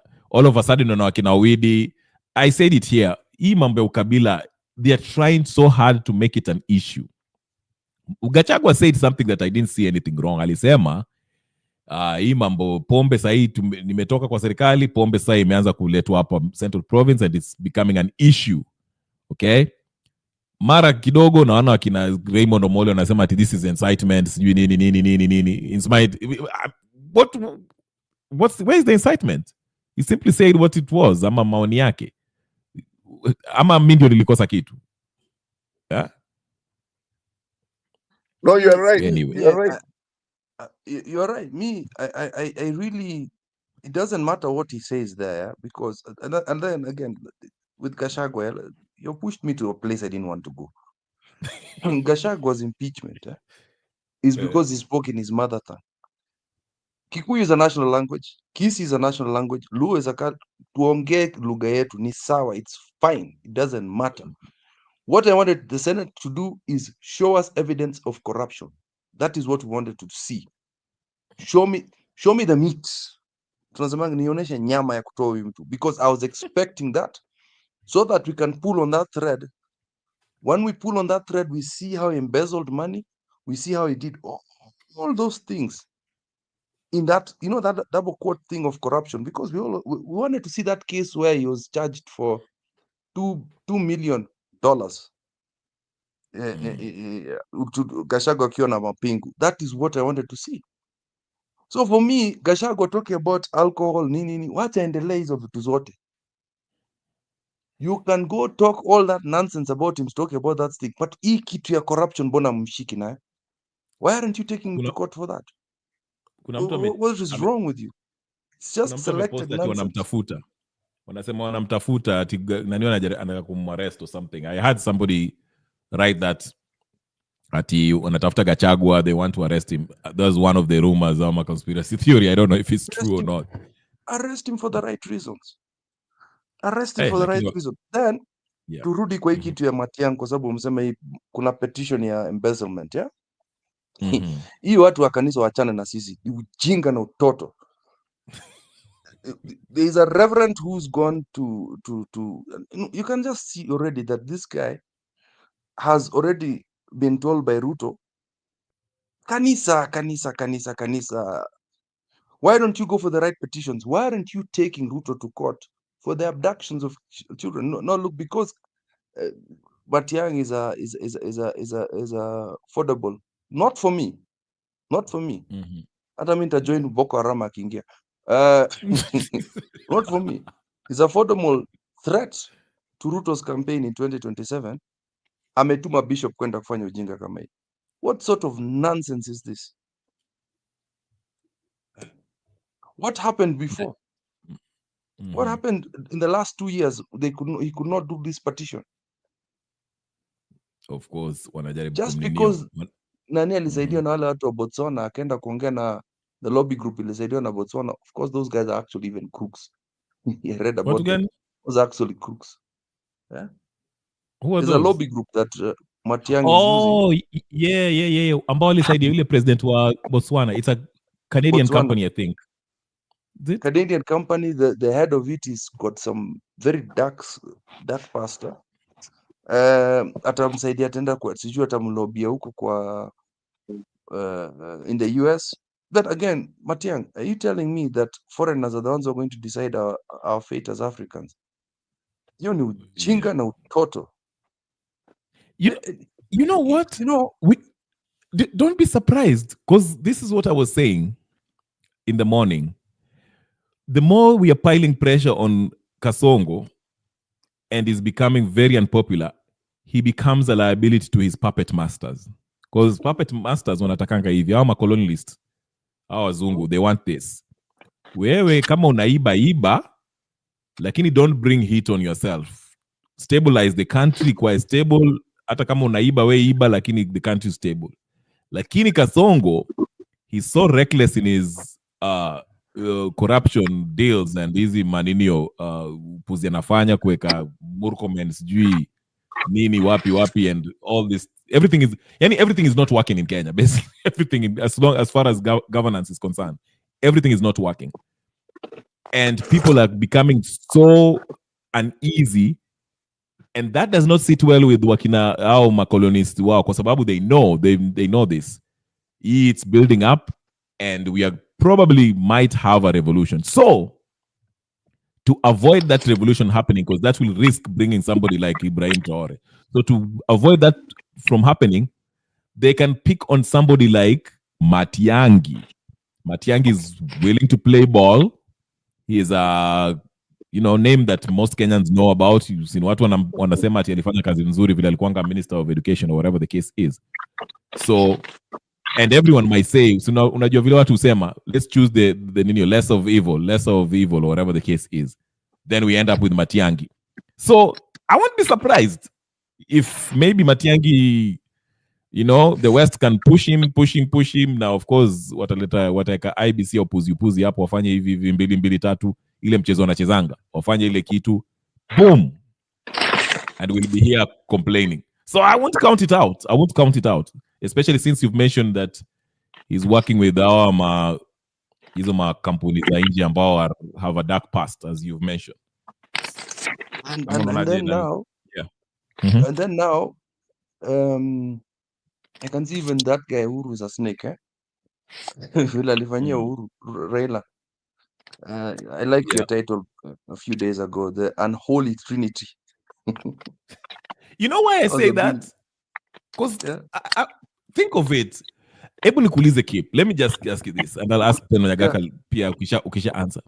Ukikaa chini ukafikiria, do you really think Raila kuanga mjinga to the extent, okay, anaibiwa and he sits there, is okay with this?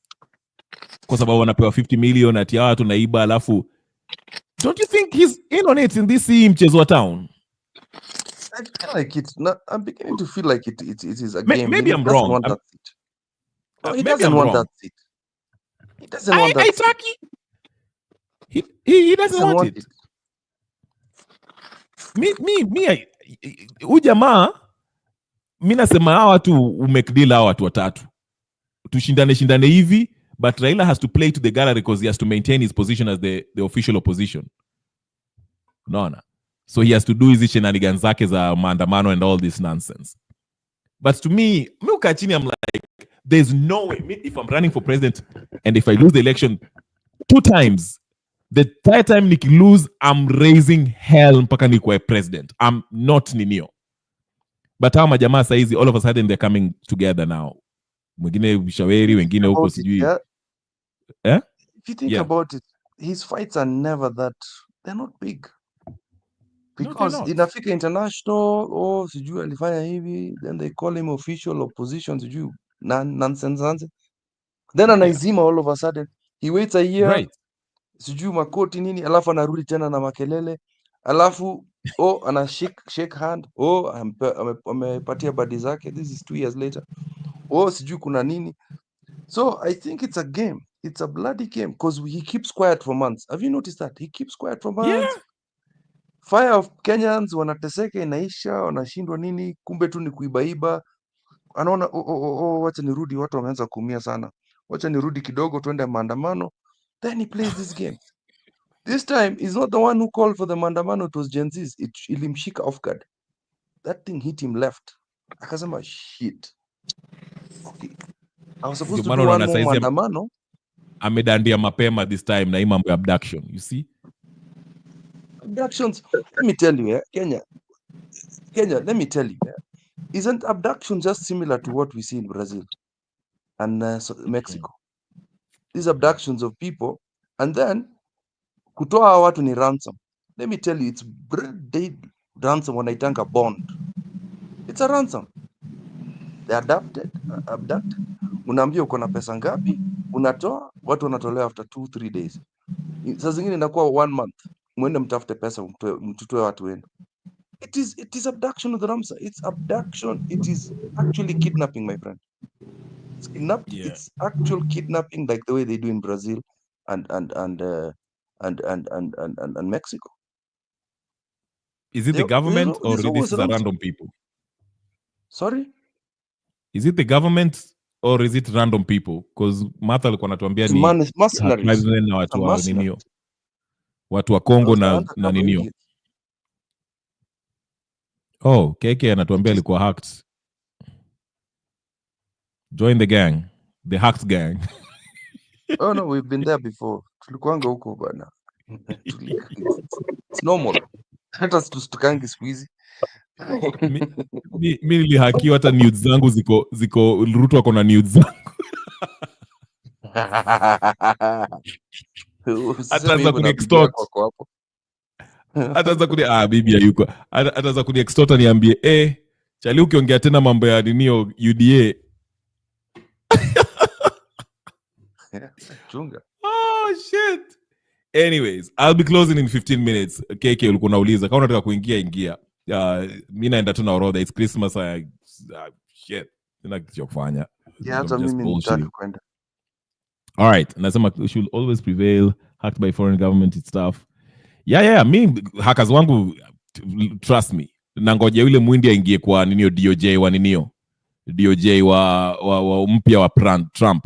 He is not playing around. He is not. Chali amesema anataka kufungua ninio kesi ya Epstein. Majina tujue ni nani anafanya nini. Chali kama CEO saizi ambao wako involved na ninio wanaanza kushikwa. And he is not even ninio the justice. Sorry Pen Nyagaka. But I'm just saying that nani huyo mwinde kiingia hapo kwa ninio kwa ninio justice head of Justice Department. Oh sorry, not Justice Department. The ninio head of the FBI. Trust me. Mchezo itaisha. Wait. Mimi nangoja. That file case yangu waingie 20th. Nangoja January 20th hapo. Wacha nani Biden aende hapo anaanza kuchapana na Putin hapo anaweza kubomba. Anyway, that's besides the ninio. Anyway, sawa. Pen Nyagaka, your closing remarks, alafu keep wacha nifunge duka hata mimi. Kule Christmas. Yangu ni kuambia tu asante sana for happy Christmas and happy New Year. Merry Christmas and happy New Year. Na huyu nani Raila has never been prepared to be president. Since 97, he has always used the other wale ambao wameshinda. He joins Moi, he joined Kibaki. Na it's large. Anakula vile president anakula. Because in 97 walienda kotini yeye Matiba na Kibaki. By Friday he was a minister of energy and secretary to Kanu, and on up to today. So he has never been prepared to be president. He has always prepared to be the leader of the opposition, and he dances over to the other team and he gets paid. So he's used to it. Na hii ndio lifestyle ambao lazima we have to change it.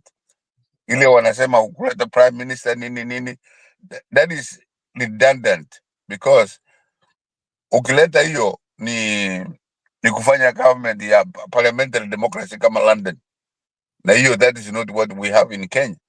Parliamentary democracy kama ni parliamentary huyu ambaye kama ni Ruto, he should have been fired by now. So and we are lucky, like whoever wrote the constitution was very smart, that it will have to be the people to vote for us to have whatever the government change, constitutional change. And they will not change that. We will not change that. Thank you very much. Rudi tena na tena na tena. Kenya Revolutionary. Keep good seeing you. Asante sana. Nice seeing you. I don't know if maybe Kip might answer this. UK is a parliamentary. I know it's a parliamentary system, but from what I gathered, the Queen has this. Well, the King now has this final say on whatever. No. No, it's ceremonious. It's Oh, ceremonious. okay. Ceremonial. Okay. Very ceremonious. Fair enough. It's the people still choose. He just goes there as officially, and the king cannot say no. No. He has no choice. Yeah. Okay. Move So, Queen. and usually you don't vote for a leader in the UK. You don't vote for a leader. You vote for a party. Exactly. So then the what do you call it? The leader party of the winning party, or the bigger coalition leader, becomes prime minister.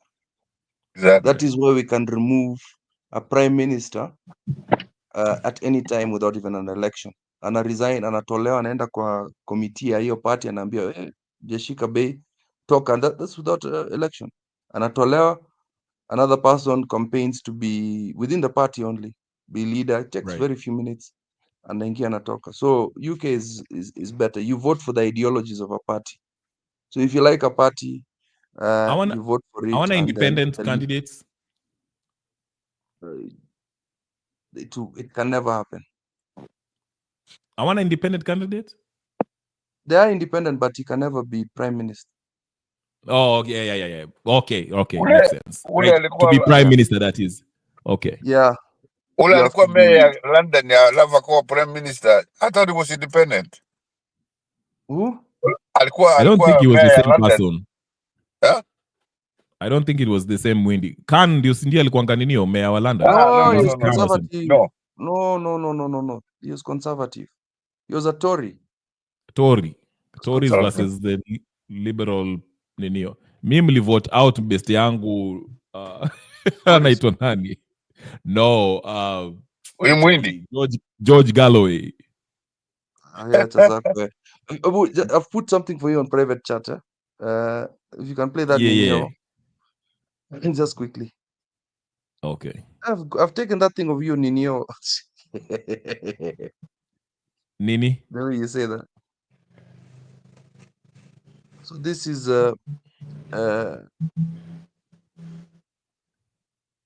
toys have removed borders, citizen arrest of abduction. Oh, hii boda stuff. Okay, ngoja. Yeah. Then chezi. Hold on, wait a minute.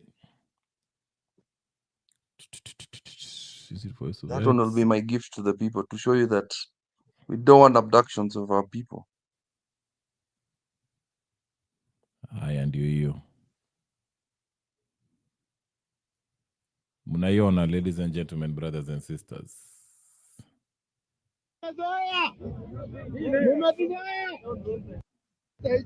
Leo tumeshika moja yenye inawaputa jingi watu, ndio hiyo wase.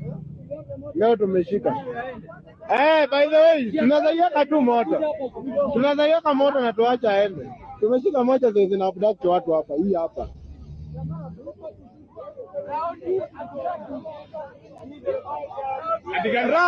Round hii serikali ya huyu jamaa tunaimaliza. Wow. Wamezoea. Umetuzoea. Lakini wamemalizana na huyo jamaa. Wait.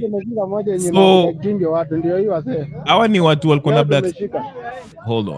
By the way, tunazaiweka tu moto. Tunazaiweka moto na tuacha aende. Tumeshika moja. Wait, so hizi ni zile Subaru zinabduct watu and they finally got a hold of it, ama? Yeah. Oh. Yeah. So wananchi wamesema we are tired of this. So wanataka kuichoma. What ended up happening? Unajua sijasoma hata story. I don't know. Nairobi, that's why I'm trying to follow this story. You know what? Mimi naambia revolution imeanza polepole. Unajua revolution haianzi one day. It doesn't start in one day. Huanza tu hivi. Alafu utaona sijui watu wa sijui maybe Mombasa huko watu pia wameanza kufanya hivyo. And before ni kama it's like little fire hapa, kama vile nyumba inachomeka. Maybe nyumba moto imeanza hapo kwa oven, alafu inashika kuka, alafu sijui inaenda kwa counter, na ina spread pole pole tu. And before you know it, Ruto ataenda kwa Shekeledi, Felix Shekeledi, sijui Shekelele huko Kongo. So watch out. Mimi naona unajua kuna decisions zingine yeye ufanya mpaka I'm just convinced jamaa. His link iko hapo nani KK. KK hata kuingia amependa, unajua KK anapenda vitu za revolution, ataingia haraka sana. Patia link akuja pige kelele alafu niende kulala. KK ataweza kutuambia mambo ya kuwa watu hapa. KK ukianza mambo ya kuwa watu nitafunga show without any warning. KK uko revolutionary sana. Hapa naruka mbio. Ataambia tuchinje hawa watu. They shouldn't be safe. KK uko hataki mchezo, no nonsense. He's done talking. KK amefika. Yani he's done. KK is done and finished. Amechoka. It's past talking now. KK, if you start talking about like this leader did this thing, you guys are not serious. You guys are not serious. Huh? You know our country is going. And you're talking about Ruto. You're talking about Raila. Our country is going, guys. Guys, we need to be serious. Akichapa maji. Mtu yangu bana. Akichapa maji utacheka. Wapi captain? Captain aliingia hapa the other day niko nafunga show. Captain ndugu yako yule mwingine from the another mother. Boss, kuna sessions. Alikuwa UDA na pen nyaka. Walikuwa pamoja. Kuna sessions zingine hapo tu. Mimi nakwambia kuna sessions zingine. Kuna sessions zingine watu wakiingia kama wamewaka. Nakwambia mimi uka hivi tu, I'm like, let me listen to this. Captain, we nani KK nimekuwekea link, unaingia ama uingii? Ashapata iban. Mimi niko na vile najamisha wakina nani huko South Candid kama wamewaka. Like huyo kwisha. We all did now. KK, uwanja ni wako. You can talk about whatever is bothering you today. Karibu. Merry Christmas, by the way.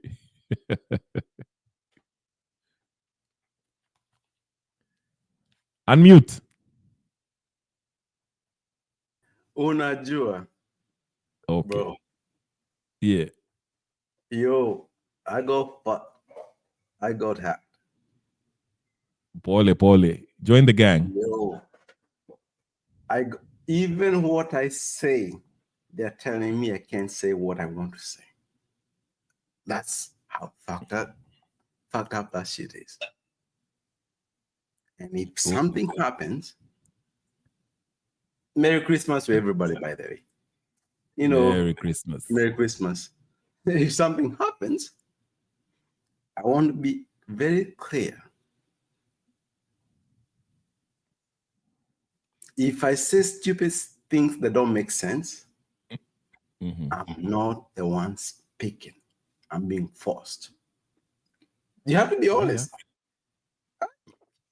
Kwani walikukujia? Yo, they hacked my whole system. My whole phone doesn't work. My whole computer doesn't work. So, kama watatuua, kufa is not a big thing. No, you have to fight back. You have to No. fight back. Mimi naenda kufile nini against the Ruto government. Mtaona, mtasikia hiyo case, it's in the works. No, the issue is not that. The point is you have to make your statement. So, unajua, sometimes unaonanga sijui, I don't know if where you're from, but I know unaonanga mtu a genuine good person, sijui ameshutiwa, sijui alafu anamwagiliwa cocaine ama meth. Oh, yeah. Anasemekana, I'm like, oh, he's a meth addict. I'm like, no. Yeah, yeah. There's a cover. So if anything like ever happened, nimesema hapa mapema, because this is my security blanket. Somehow, this is what happened. They got us. They got me. Usha report kwa ninio? Usha report any? I don't know so how to that report it. They got me. They accessed my whole, even my whole home, my internet.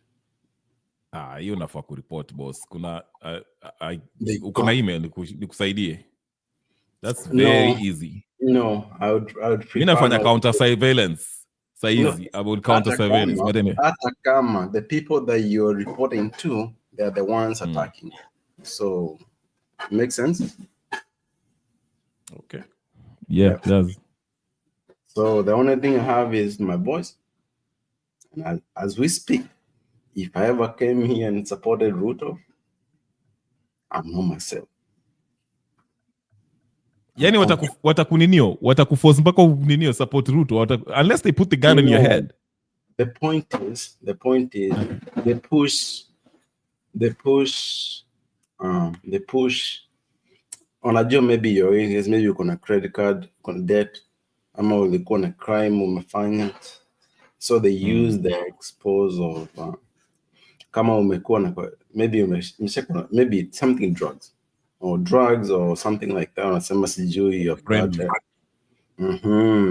They go you through it. If you go your internet browsing, if you have porn, they say you'd been doing this. So porn si illegal. Porn mi mwanzo hata hebu tumalize tuingie kwa porn mara moja. I'm joking.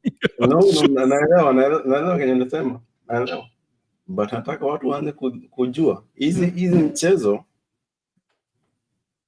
before they use this waitumie against us. You have to expose them first. Otherwise, if we wait, wanasema huyu jamaa anakuwa na hii channel, huyu jamaa deviant, ana watching poni hiyo story yako inaishia hapo. So this is what they do. It's your private life bana. Sasa unaogopa nini? Right. Na mkijua nini? Unless you're afraid. I mean, the point is yeah. Kuku expose basically. Kuku expose. That's what you're saying. Unaogopa kuwa exposed. No. I'm not. I'm just saying I've been nimethreateniwa. Okay. And I want to nimetumia watu abroad. A lot of people. If something happens, this is what has happened. If you don't see me anywhere, this is what is happening when I threaten what. The unfortunate bit, KK. Nani umeingia? Uchali ameingia. Uchali wito nani? One day, man. One day, I need help, man. I need help, bro. One day, Merry Christmas. One day, mtu wangu. This dude is funny. Haya, tuendelee. Naona vile hii kipindi naenda.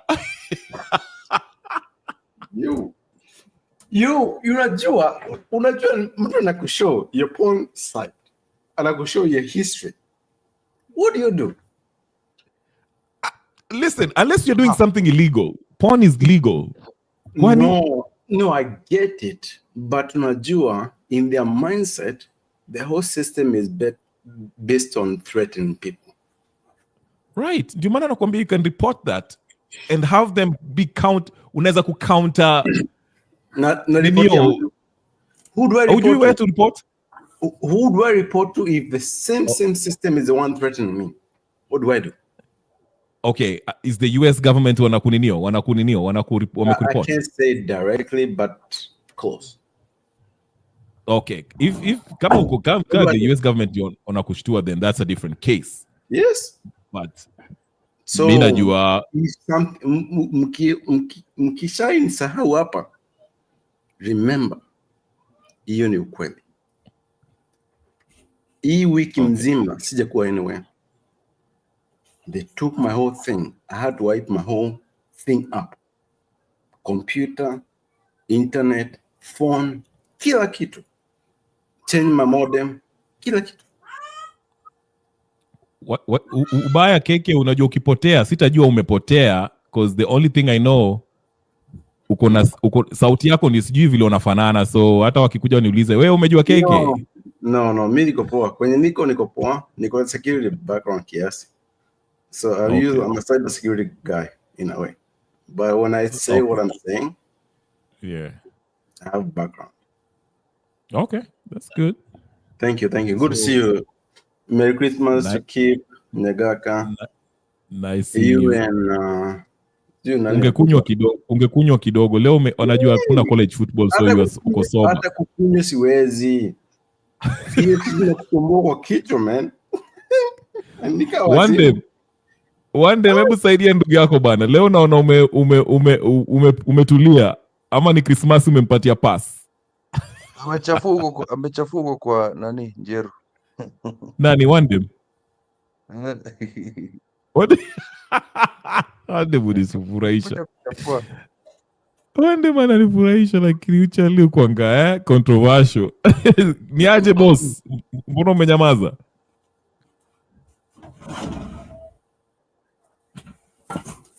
Sijui kama niko live ama uko live. Niko live. Chali, uko poa?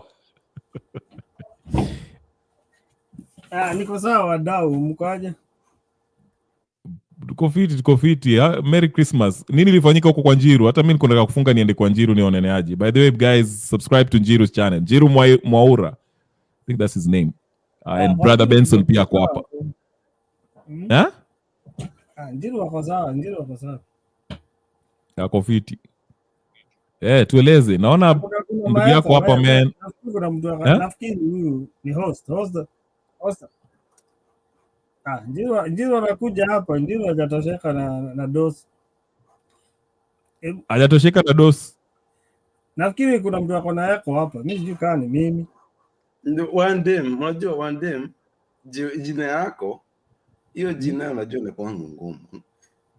So get to the point.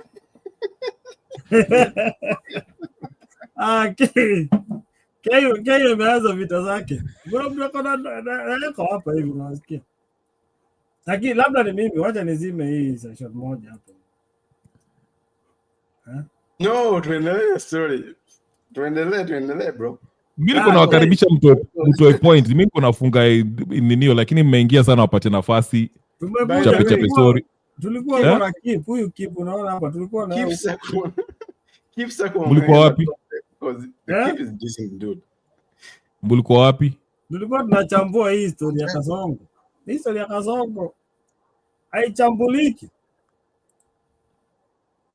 Hii story haichambuliki man. Unaona? Lakini kuna ati aje? No, mimi sijasema kitu. Niko nasikia tu. So unasema aje? Anyway, topic. Hebu nione hii topic. Ati Raila embarks on his plan B and hakuna kitu Okiya Omtatah anaweza fanya Kenya. Kenya. Chali niko soma lakini nasikia nikaa nimewaka. By the way, hakuna kitu Okiya Omtatah anaweza fanya Kenya. Wewe hebu niulize, ile time tulikuwa primo, ushaiona jamaa anajaribu kutoa headmaster ama deputy, hata deputy. Tulikuwa watoto wadogo. Sasa Okiya Omtatah anaweza toa nani huko Kenya?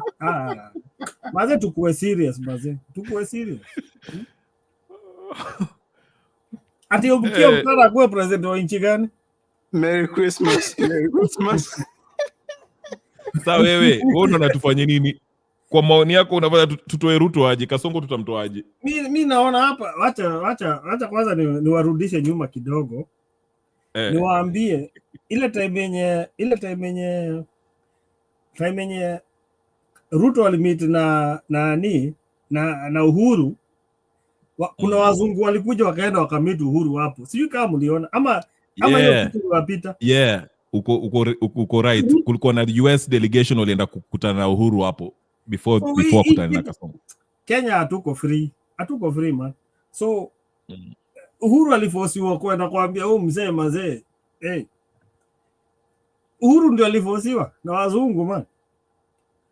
Uhuru has more to lose than Kasongo.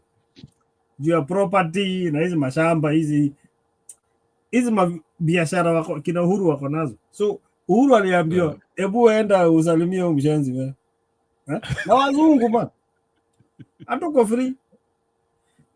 Na ukitaka kujua vizuri hata Raila akileta ujika anaambia waje hebu enda kwa hiyo serikali usalimia na hiyo serikali wewe. Unaona? Hatuko free, hatuko. The only way tutakuwa na president mwenye anaweza tuongoza kama wananchi ni sasa mimi sijui it's a revolution. Tuondoe watu wote hapa. That's the only way. Juana ukienda Kalonzo. Sasa Kalonzo ataanza kukuambia aje. Nilienda kuona ndugu yangu Uhuru Kenyatta, sijui nini. Kalonzo is not the solution. Kalonzo hata hawezi kusaidia. Kalonzo anakuambia lazima ningeenda kutafuta Uhuru na Ruto na Raila.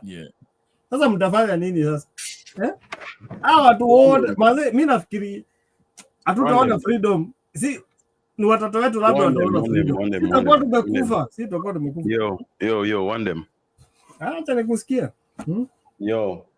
Okay, niambie.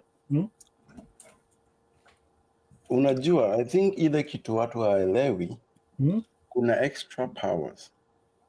Unajua venye watu na fight sijui jana sikuwa nini.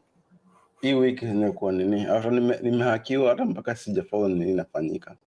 Mpaka my Twitter. If you know who I am on Twitter, if you see a tweet, that's not me. Acha kushinda ukiexplain mambo ya kuhakiwa. Hebu tuambie hii story utasema aje. Wewe nini? Ama unajua wewe unaweza jihaka alafu tuambie umehakiwa. Hebu tuambie aje. Sasa jihaka aje. Na jihaka aje. Jua tawe bro. Bro unajihaka aje tawe. Yo. Unajua ni kama venye ni ile channel ni Morara. Alafu Morara unamfuata alafu the other day anakuambia tusiane nini State House. So, ukiona kitu kama hiyo kwa anything that you think this me, sawa. I'm not me. Mimi nilikuwa nataka kuongea na huyu Wangila. Wangila ako wapi? Kwanza wewe ndio unataka.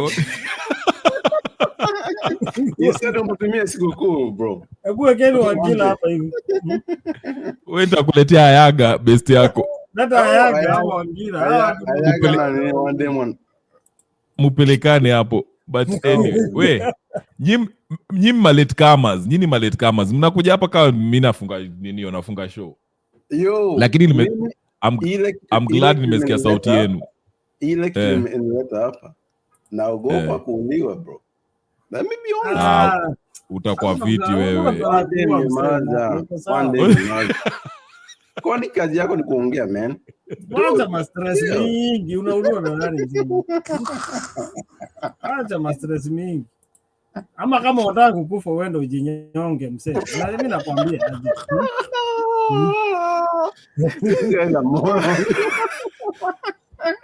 Actually, nitawaacha hapo mpelekane mmeishia. Hakuna mtu anaweza kuwa K anakuwa jamaa moja reasonable sana.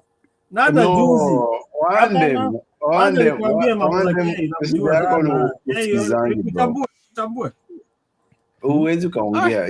You can't talk nonsense bro. So hata kusema unauliwa na nani? Nani anasema?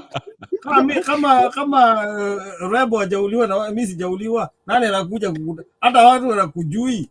Kwani wewe hata watu wana uso wako. Wewe ni nani? Unauliwa na nani wewe? Kuna mtu anakujua uso wako?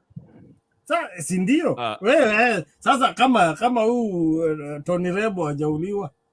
Wewe ni nani? I don't know why. Wewe ni mtu wa Ege. Huyu Kenya anatubeba yani kasi ni mafala sana.